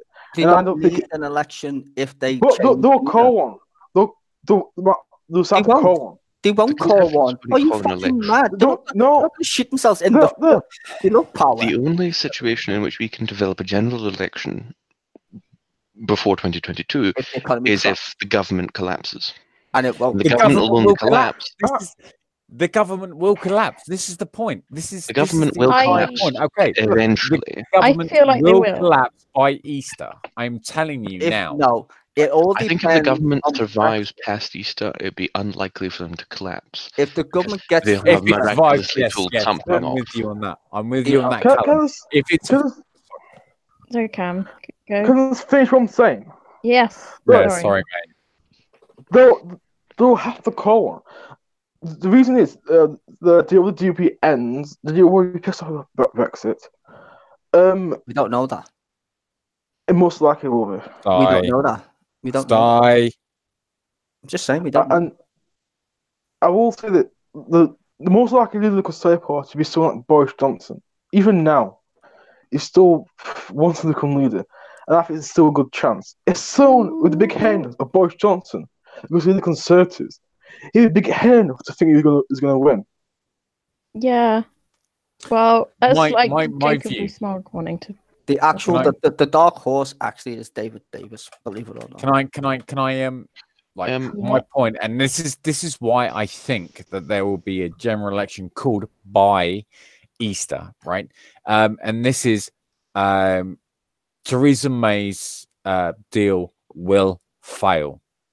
It already will fail. It already failed. It failed soon she came back. It's already, but she still needs to have a vote in Parliament. That's why right? she postponed it because she was scared it was going to fail. It won't pass. It won't pass. It's not going to pass. The moment he doesn't pass, right, is the moment that the government will fail.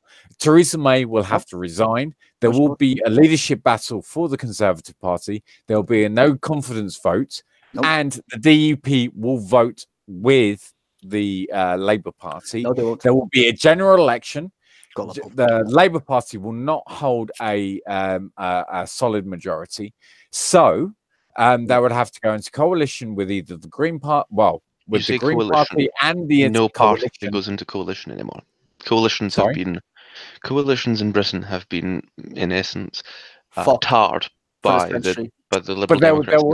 There will be some kind of deal. There will be a deal with the Green Party and the SNP, and part of that deal will be a people's vote.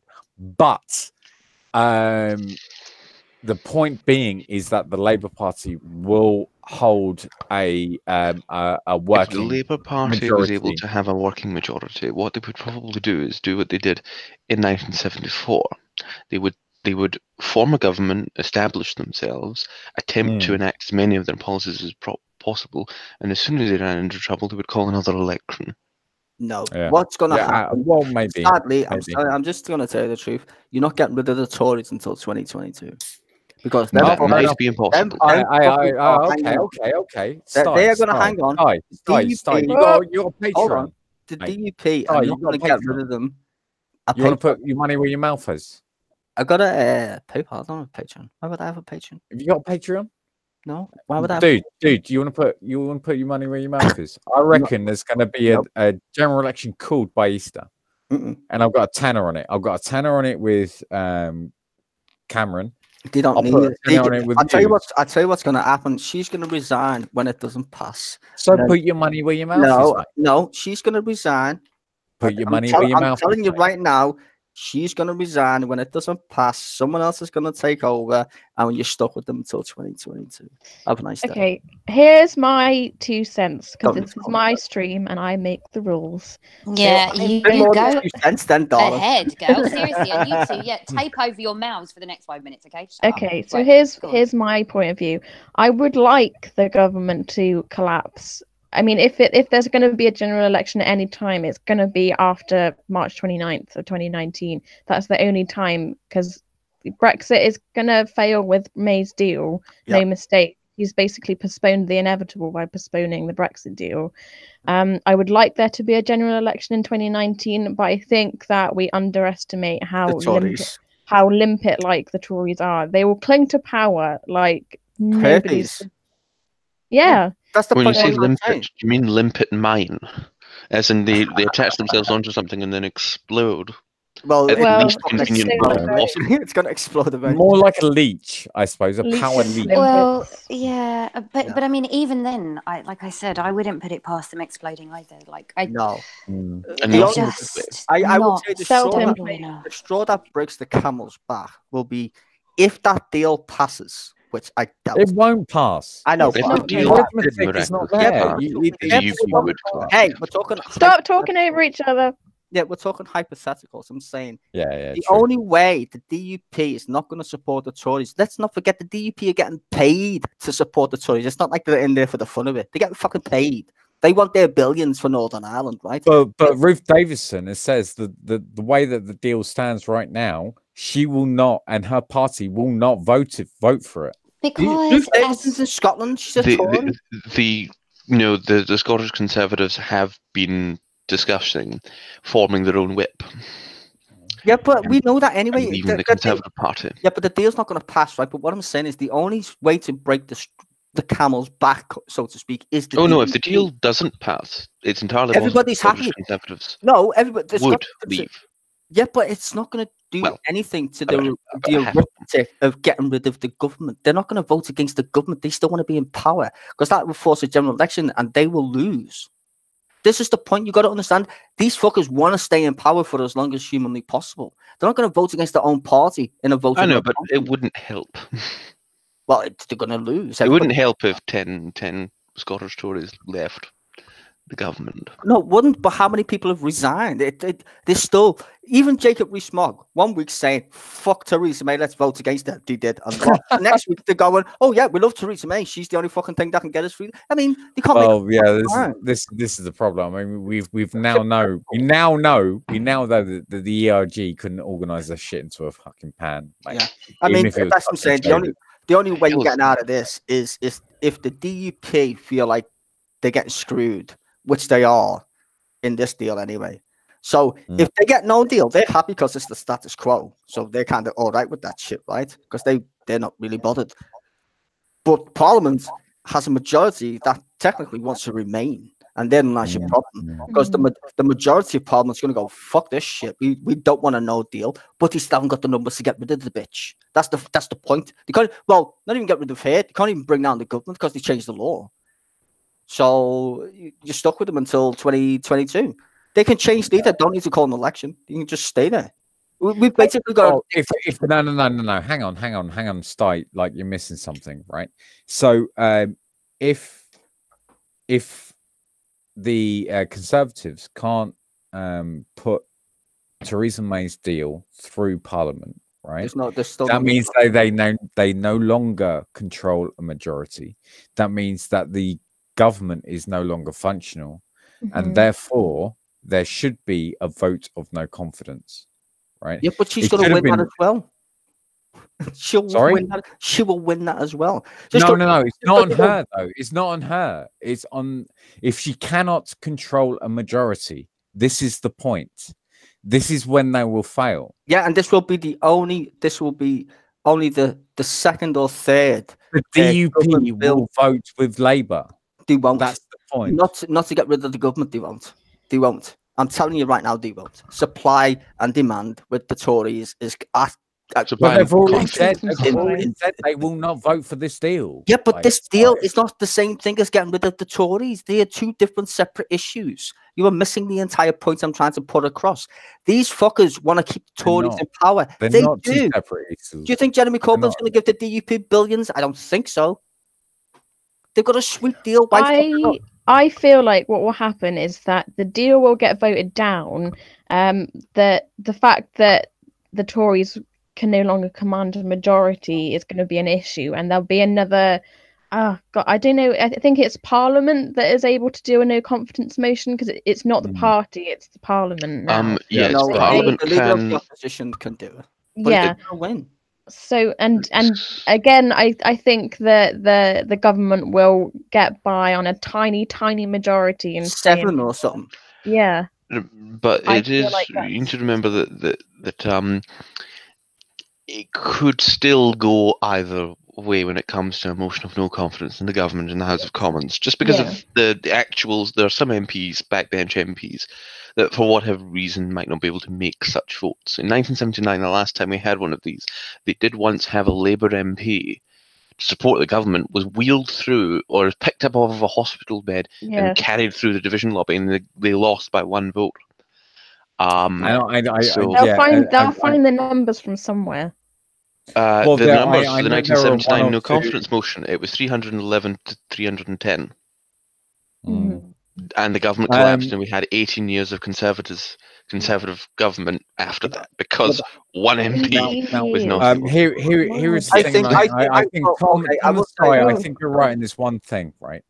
And this is where I disagree with Cameron, but Sty and Tom, this is where I agree with you both, right? Here is the thing, right? If there is not a general, if this, do you think this vote's going to go through? No. Sty, which one? This Brexit vote. No, the Brexit vote. Vote on the deal? No chance. It will lose quite dramatically. She knows it. Everybody else knows it. That's why everyone's everybody knows it. So surely, then there should be no confidence in the government. Right? No, that's not how it works. And this is why I'm so trying to point this out. We don't have a parliament that is actually got any models where they would go, oh yeah, well that's bullshit. It's a constitutional fucking nightmare. This is the first government in the entire 700+ year of our fucking government, of our parliament, that's ever been found in contempt of parliament. That should have been. Right, absolutely. Absolutely. So do you think these bunch of fucking no bollocks scruple twats are going to go, oh yeah, let's kick ourselves out of power? No, these fuckers are going to stay there as humanly long as possible because they know they got the numbers, and as long as the DUP are being paid to prop them up, we're fucked. Yeah, but here's the thing, as long as this deal's on the table, the DUP won't prop them up though. The only way. No, the DUP are going to prop them up because they're banking on it failing. They're quite happy to vote against it because it means it's the status quo. Brexit, remember? They don't want a fucking deal. No deal's better than a bad deal. Yeah, they fucking love that mantra. Yeah, but they don't want a hard border at any They're not going to get one. You're going to think we're going to have a hard border when we... Sty, mate. You're wrong. I'm sorry, but you're wrong. Dude, there's no Apparently, there's some loose agreement where they've said that it will be. It'll be fine. The transition, even you said. Sty, put your money where your mouth is, mate. Dude, I'm telling you right now, Brexit is not going to be as bad as everyone thinks. Put your money where your mouth is. I've got a tenner. This is why. Chancey, shut up, man. This is the reason why, right? If it was pear-shaped in the sense that there's no deal, which is going to happen, the reason why it's not going to be bad is because we import more shit from the European Union than we export. I'm not arguing that. Can I just get back to the quick point that I was going to make, and then you can take over? Order in the house. Order. Yeah. The quick. Yeah, that's all right. It's all right. But it's just that I need to be quick because otherwise he'll start yelling because you're fucking playing a shooter anyway. But My point is the DUP's loyalty is about as deep as a puddle, right? So they would change agenda like that. You're talking about a party which has collapsed, like their own fucking administration in. Well, they might have done that deliberately. They may have, but they also may not have. But what I'm saying is it's hardly like they're trustworthy. And anyone who turns around and thinks that they are going to somehow have this blind loyalty to the Tory party in such a weak government is delusional. Let me just tell you one thing about the DUP. Just one thing. These fuckers are loyal to the crown. And if you think I'm kidding about that point, you're fucking very mistaken. These fuckers negotiated with the IRA for about 10 fucking years. That's how long it took them to even say yes to even meet. Yeah, but they're not loyal to the Tory party. And but the Tory party right now, the Tory party represents the best shot they've got. Because they do not have like that problem. Jeremy fucking Corbyn. Could we bring up what Gerd has told us multiple times in the past, that it doesn't, to the DUP, it doesn't matter how they go down as long as they bring someone down with them. Yeah, they don't care. I even tweeted to Arlene Foster. I said, you should be ashamed of yourself propping up this fucking government. I told her straight she should be ashamed of herself because they're only in it for what they can get out of it. They're not doing it for the benefit of the fucking country. No, it's nothing. So yeah, of course. Who is it that says that Arlene Foster has very deep pockets and they're very sticky? Who is it that said that? I thought it was probably especially with the Cash for Ash scandal and all that. Yeah, you know who that was? Probably Jed or Gerd. Call him Gerd. Yeah, Gerard. Probably Gerard who said that. He's from Ireland. He knows his shit. If you ever see this, Happy New Year, Gerard. He's in my city somewhere, getting drunk probably. But like I said, Sty, if you really think that, put your money where your mouth is, mate. Well, I already owe Brojo 70 quid because I got the I thought Donald Trump would be impeached by at least November. Got that wrong. Fucking. Yeah. But I would like there to be a general election, and if that were to happen, if that were to happen, I'd predict that Labour would make it as the largest party. But again, I'd just like to emphasize: don't underestimate the Tories. Tories. I think if power above all else. Well, I would say if you look at the Tories' past history, like I said, in this, recent history, like in this couple of months or whatever, they no way are they giving up that. Even a politician said to me after the last election, they don't want to take any risks. They're staying put. They're staying put. And even Jacob Rees-Mogg said that. Tree frogs. Yeah, tree frogs. Even he said, yeah, we don't want to bring the government down. Just there. So therein lies the point. The problem is we haven't got the numbers in Parliament to bring down the government because all the Tories will keep themselves in because they don't want a re-election because half of them are going to lose their fucking seats. That's like fucking turkeys voting for Christmas. They're not going to say even Anna Soubry, who's probably one of the least loyal Conservative. Least loyal, least liked. Yes, her seat is almost certainly going to go to Labour, so it's very unlikely. And she might not vote as well. She might not vote with the government. Abstaining is in their but favor. She would likely abstain, which would obviously be in the government's favour. Yeah. Ken Clarke would quite openly not vote with the government either, would he?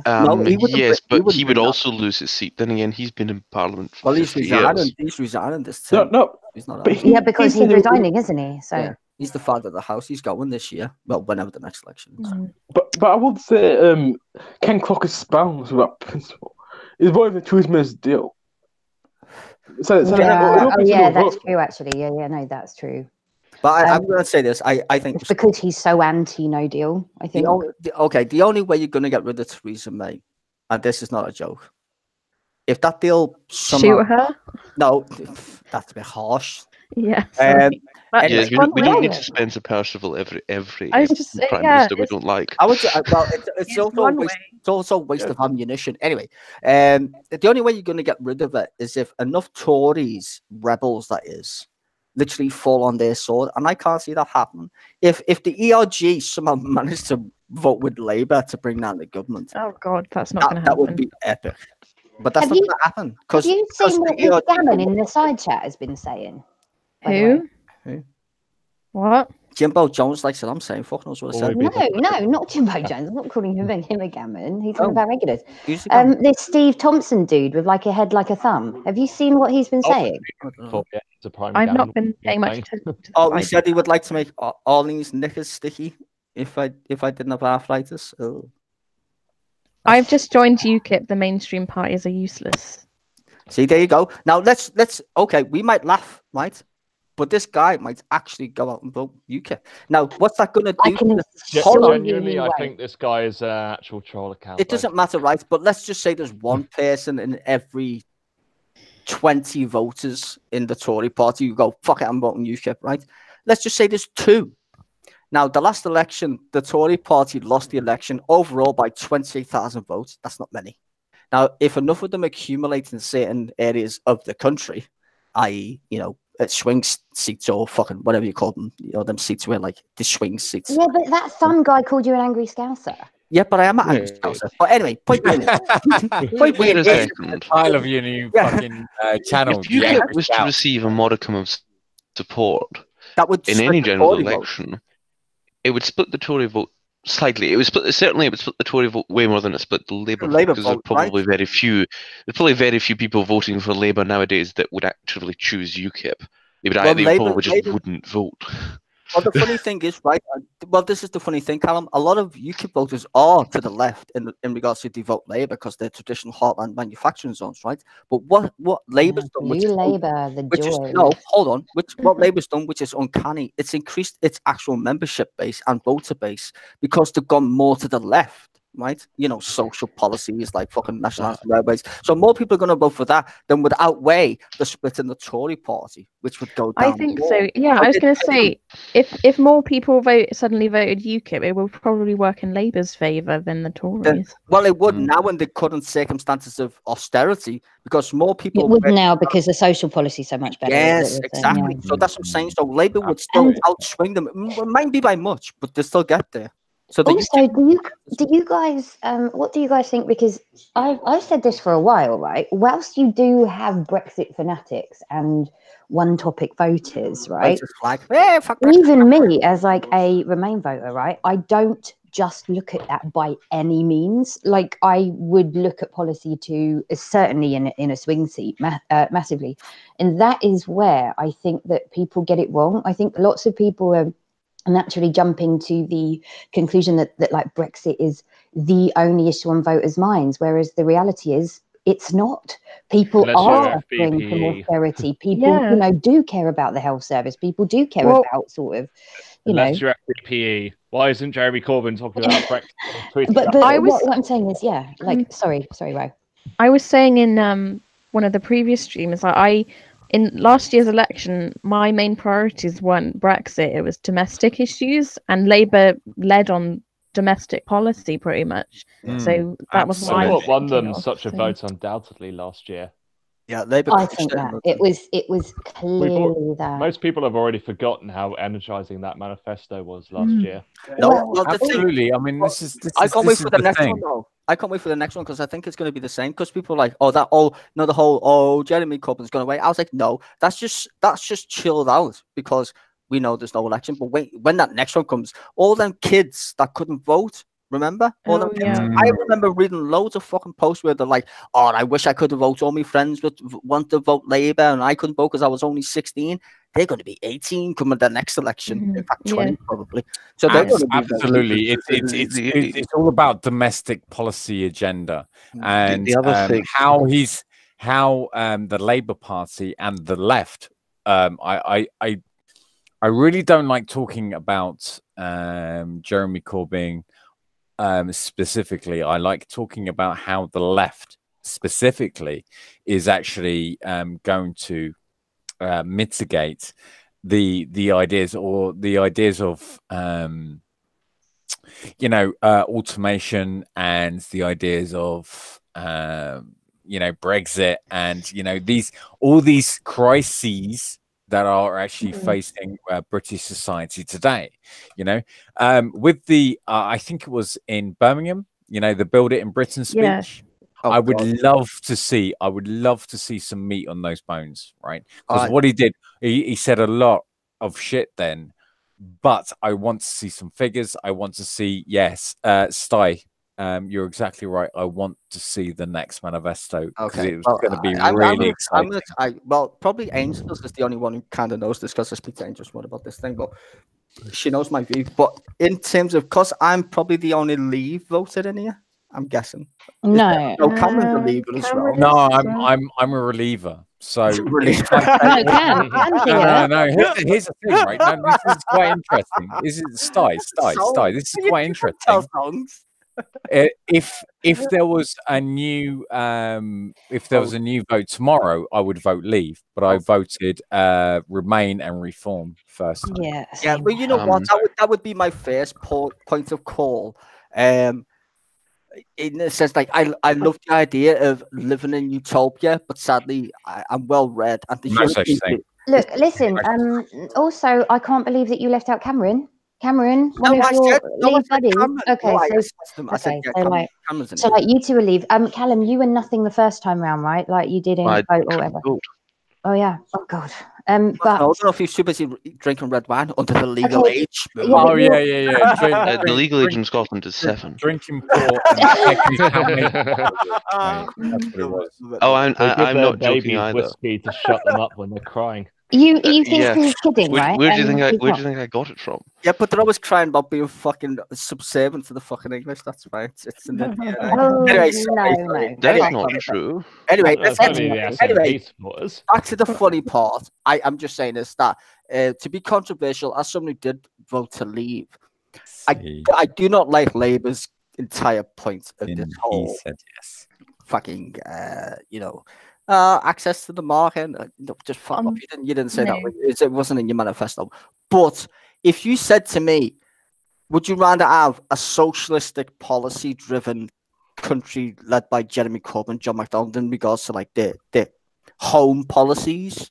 Yes, because Brexit's an ideal, right? I'm probably the only Brexiteer that admits that it's an idealism where I would like the world to be different, and I think democracy should be as local as possible. I don't like the EU because it takes away, even though it pretends to be a democracy, it literally sucks up all the democracy it can to kind of vilify itself as a country, which it's not, which is kind of ironic. So in that regards, would I try and have a better Britain and negate Brexit?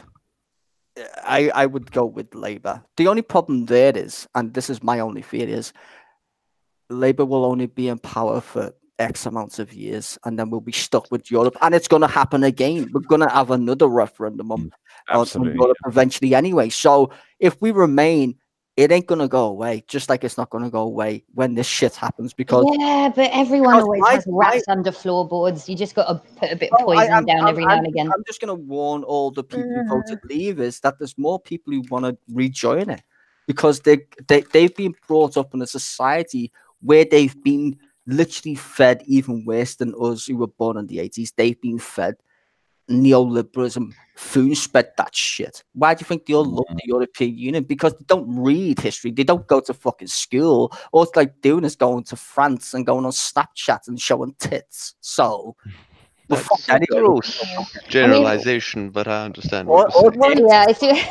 to be misogynistic and dicks, you know.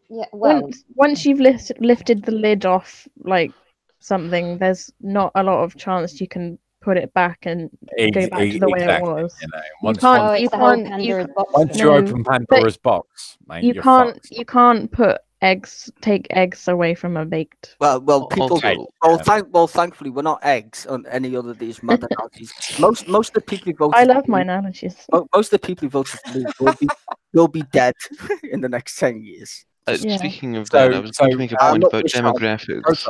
Road dog. I mean, we can be running around in circles all day. Do you?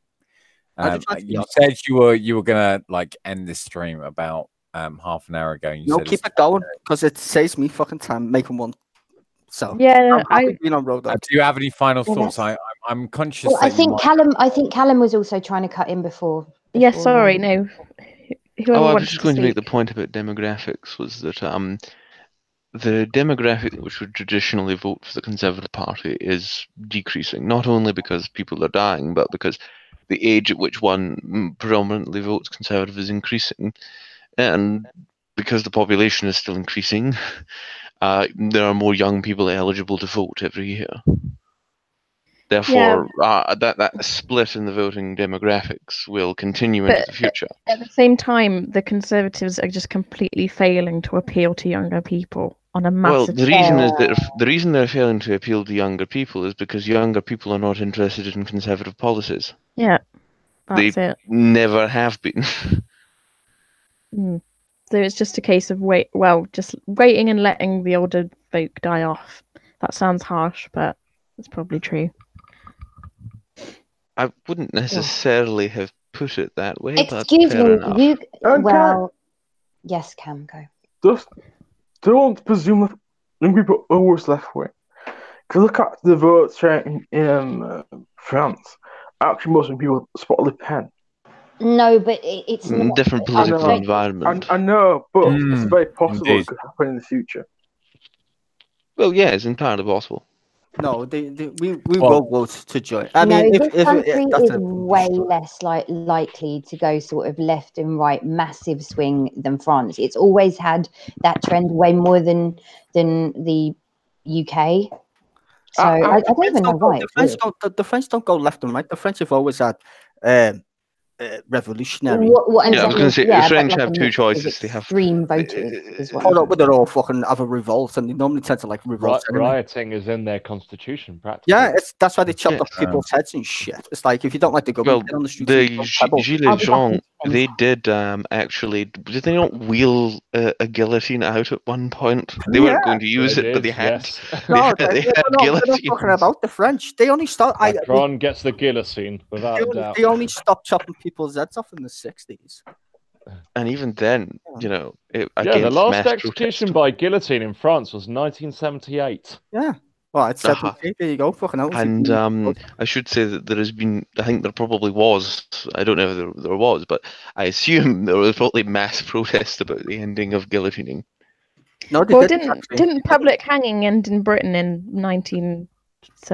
late 60s or early 70s? I can't remember. Yeah, it was absurdly late. You know, the thing about it is that it's now illegal to reintroduce execution, capital punishment. Something to do with the European Convention on Human Rights. Yeah, fuck that. Makes it illegal to reintroduce. Well, I don't know if it's. I don't know if it makes. I don't know if it supersedes law, which would then make it legal. But all I know is that currently it is illegal for the British Parliament, or unconstitutional at a European level, for Britain to reinstitute capital punishment. They would have to scrap the European Convention on Human Rights first. And that isn't actually wrapped in with the EU either. We can leave the EU and keep the EU Convention on Human Rights. Well, we helped wrote it. But that's what people who are like Daniel Hannan, they've been arguing. Him and what's his name? Dominic Raab, they were both arguing that we should repeal it and replace it with our own British Bill of Rights. But that would obviously allow Parliament to have full control over the stipulations of that. If you look at that was introduced by a Conservative government, the argument would be that they could easily circumvent. Rob's ideas on human rights are really fucked up, mate. Yes, you would end up in a situation where you'd have capital punishment, and you could hypothetically make trade unions illegal. Well, I mean, Rob's a dick. They'd probably reintroduce the Riot Act, actually. No, I know in the fucking Tories they'd probably have fucking window tax where you can only have fucking so much fucking windows. That actually was a window tax. I know. I just said window tax. That's why you see all those old buildings with bricked up windows. Yeah. Daylight robbery. The more windows you had, the more affluent you was. Well, like Dominic Raab actually made a speech, and he said that it should be easier for employers to sack people. Yeah, he is very much against workers' rights. He's very much against unions. He's very much against the fact. Well, he thinks he's the epitome of the shitty fucking Tory. Well, you know, and he believes that poverty is your fault.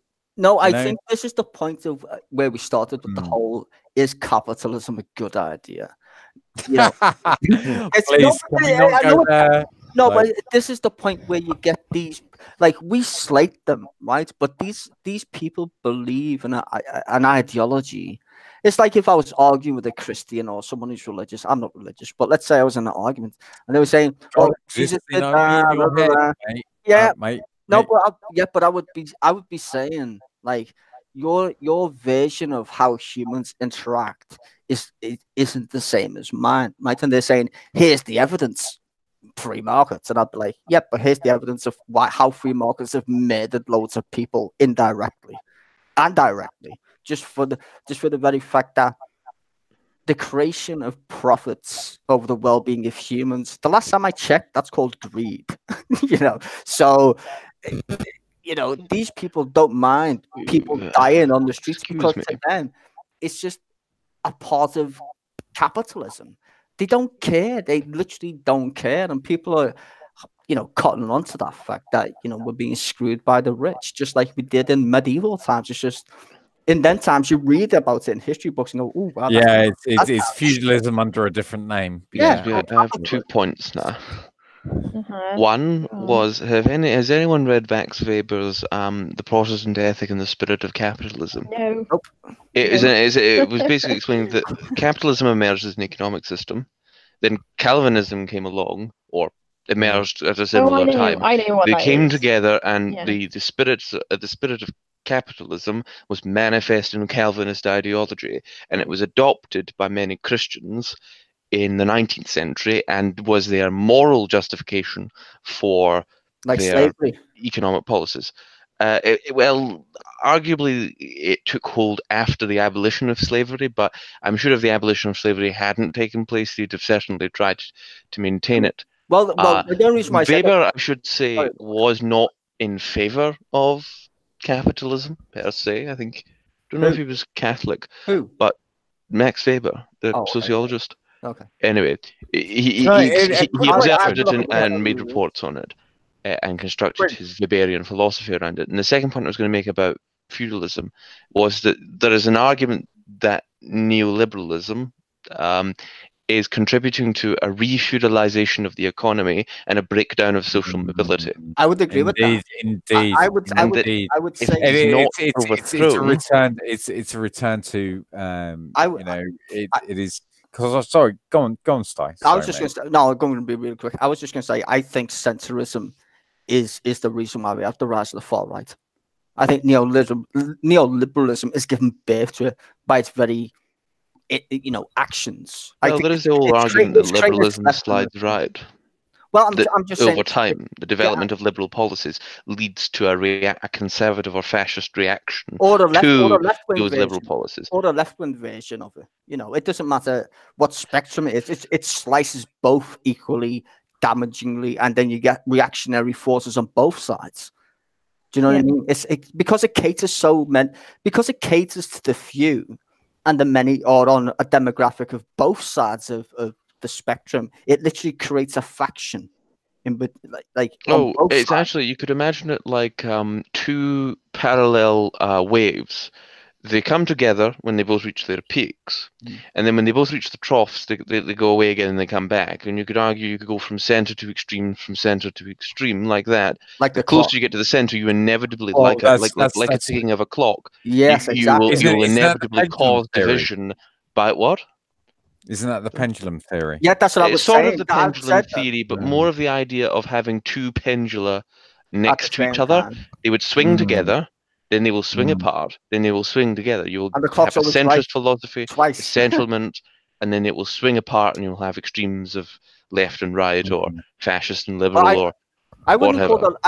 I wouldn't call the left in Britain extreme. I wouldn't call it extreme, but what I'm trying to say is that in terms more diametrically opposed to its opposition I would say, than it was 10 years ago. Exactly. I was going to say, in terms of what you would see relative to our political recent history, I would say this left that we've got is extreme to the left that we had in regards to where the pendulum swung, so to speak. Mm-hmm. And it's created also the very same effect on the right. We've got more righty than we used to have, if you know what I mean. Like the BNP, they were like allowed because we kind of enjoyed poking fun at the BNP. Now the BNP UKIP isn't funny. Yeah, it's not, is it? It's a thing. Like, Well, I'm only remember, grateful that we haven't elected any of these twats here. I mean, we had one, but he wasn't really a fucking UKIP member kind of thing. well, remember that David Cameron did once refer to UKIP as fruitcakes, loons, and closet racists. Yeah. And Well, the they all funny are. thing, Well, now and this- the funny thing about it now is they, that's the they thing. have become that. Yeah. Yeah. That's Well, because closet is perhaps an overstatement. Oh, like, I wouldn't say that. that's Okay, I'm gonna say the closet part is the most interesting bit, is because whilst a lot of people, yeah, I know, whilst right? a lot of people Yeah, right. ignored it, I always knew there was undertones of the racism thing. I mean, no offense, but I'm the only, well, me and Cam the only like black people in here. So if you've lived as long as I have, you would always say, well, Britain's racist. I'm not talking about everywhere because that's stupid. But in terms of how I've lived and grown up, like I got stopped all the time for just being black. I never did anything wrong. Didn't even They stop had racist elements. I just got fucking stopped. No, because that was the kind of like thing that was happening, right? But in terms of the political shit we're talking about, these people who suddenly are brave to be brazenly racist, they've always been there. Their family's always been racist. It's just now they feel like empowered to be a complete cunt and say it openly. I think the most annoying thing about UKIP and like BNP when we say, oh, they're closet. What you mean, apart from the fact that they're cunts? Yeah, well, the most annoying thing is when we say that they're either closet racists or like actual racists, they always get so triggered. Like, how dare you accuse me of being racist? I'm not a racist because I support the working man. La la la. We Like, voted well, we voted why- Brexit because you called us racist. But why obviously like not everyone who votes UKIP is a racist, but if you espouse racist views, just own up to it. Like, well, now they are. That's the point. I don't like black this people. is the thing. What was Just the own guy it. that did that had the Breitbart? Who was the guy Steve that helped? Steve Bannon went before the Front Bannon, and he actually said he went said, before the Front like, National in people- France and said that. Yeah, he said if Yeah, people call yeah. you racist, He said- then So, accept yeah. it own up proudly. to it and actually own it, right? Mm. Now, that's fair enough. Now, this is something I actually spoke to JJ about, you know, and I said, you know, it's better that we on the lefties. Is there anybody on this panel here that doesn't associate themselves with the left? Me? Callum, Callum. Yeah, but the left can be actually just as bad as the right, and this is the point. Hang on. Let me finish my point. Like, no, Stite, you're Just to say, exactly I right. am the Let me only finish person here that is not self-identified lefty. Okay, I'm fair an enough. anarchist. And I was actually expecting that. That's so fair enough. I'm an anarchist. Now Trotsky actually says, you know, one of the key things that the left should do is calling out fascism and making sure that everybody knows about it. You know, If you can't and convince a actually fascist, pointing then it out point his head and to the actually say pavement. this. Sorry. I'm saying a good quote from Trotsky is if you can't convince a fascist, then acquaint his head with the pavement. Indeed. Trotsky was fucking hardcore, mate. I don't agree with him, but I think his ideas against fascism are pretty fucking spot Well, on. I've been. Hang on, let me. I'm nearly there. Oh, It'll only take a minute. Honestly, Stay, it'll only take a minute. Now, when it comes to bringing out fascism and bringing it out into the open, yes, it would be nice if they just say, "Yes, I'm a racist," but now the left is calling like these Tommy Robinson people racist, and they're hiding under the cover of the freedom of peach, free the peaches, free the peaches, you know, Those frozen peaches, and that's it. on. Like, they're hiding under the freedom of speech, and I've never seen anyone that's so repressed that can actually have a speech in front of Parliament Square talking about how their speech is being repressed. I mean, for fuck's sake. Well, Oswald Mosley did this in the 60s. He went on a on a sort of chat panel with an audience saying, "Oh, what we were doing in the 1930s, we were only trying to express our ideas, but these bloody counter protesters came along and shut down our freedom of speech." This was Oswald Mosley, founder of the British Union of Fascists in the 60s, saying this. No, but I'm really not surprised. No, but the irony is the racists have always had the freedom to be racist. It's just it wasn't fashionable to be racist, and now it is fashionable to be a fucking cretin. And this is the point what I'm saying is the whole mood of the country is swayed in such a position where now it's okay to be a complete ass clown and hate on people. But why didn't they just own it? Like they just cower in this. They don't own it because they have jobs and families, and if most of the people in the pub where they probably drink found out they were fucking complete idiots, then they would be chastised for it, right? And pushed away into the dark corners of society where we like to think that people don't exist when they fucking clearly do. That's what happened when the BNP and all these other idiots were we used to laugh at them.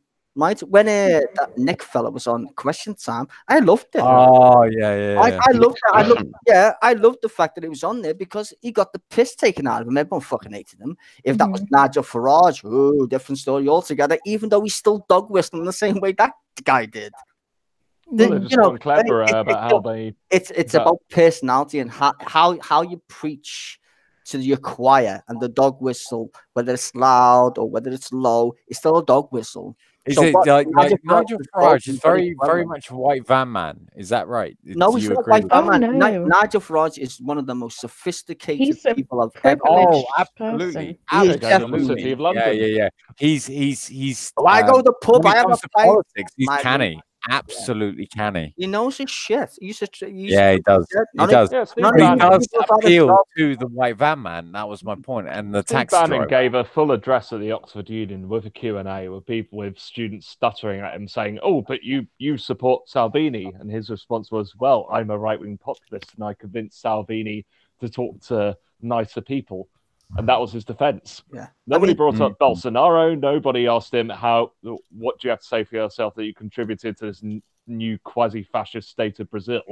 Or the fact that he fucking was hand in hand with Marine Le Pen. Yeah. He went before the Oxford Union and said all of these things, and nobody could nobody could stand toe to toe with him on the stage. I mean, let's listen. Yeah, totally. This is the point. The charismatic racists. I live in a semi-racist part of the fucking part. As much as people like to think my city's multicultural, it's not. A certain part of it is, and a lot of it's just full of. Look, can we just have it out in the open that England is a racist fucking country? Britain is a racist country. But yes, exactly. I can corroborate that there is such a thing as a racist Scotsman. Yeah, racist. There are not many of them per capita, but. Yeah, but there's a fucking load of them per capita, if you know what I mean. Anyway, my point is, there's very few of them per capita. There might still be quite a lot of them, but what I mean is the proportion as a matter of the population is quite small. Yeah, so was Scotland in that regard. But but the proportion of the Scottish population which is racist is small. Can you let Sty finish this point? I mean, he's going to do it until it kills you, mate. Well, I'm just going to say, my point is, I would rather have someone call me a nigger than smile and not give me a job. Is the point. And there's more of them, sadly, than there is people who would call me a nigger. That's the sad part. And that's about owning it. Because there's plenty of fucking racists who would smile at you and not give you a job than the guy who will shout at you, nigger, or whatever. Trust me on that. And therein lies your problem. And most of them are now voting for the whole UKIP thing and Tommy Robinson fuckers. But they wouldn't give you a job. I've been how you feeling, Road Dog? Anyway, I was gonna wrap this up in a minute because I need to go and have some tea and. I'm really happy if you do it on the hour because that gets my OCD going. If you don't. Yeah, I'm probably gonna in the next couple of minutes, and then I'm happy to pass over if anyone wants to do a stream on their channel. I will do it. Sty. Okay. Setting it up now. Sty. Lovely Sty. Yeah, I'm doing it now, so don't fuck with your Can you, OCD. can you send me a link, please, Sty? Yeah. Does everybody need the link? I'm I'll happy have to jump in and out at any given point.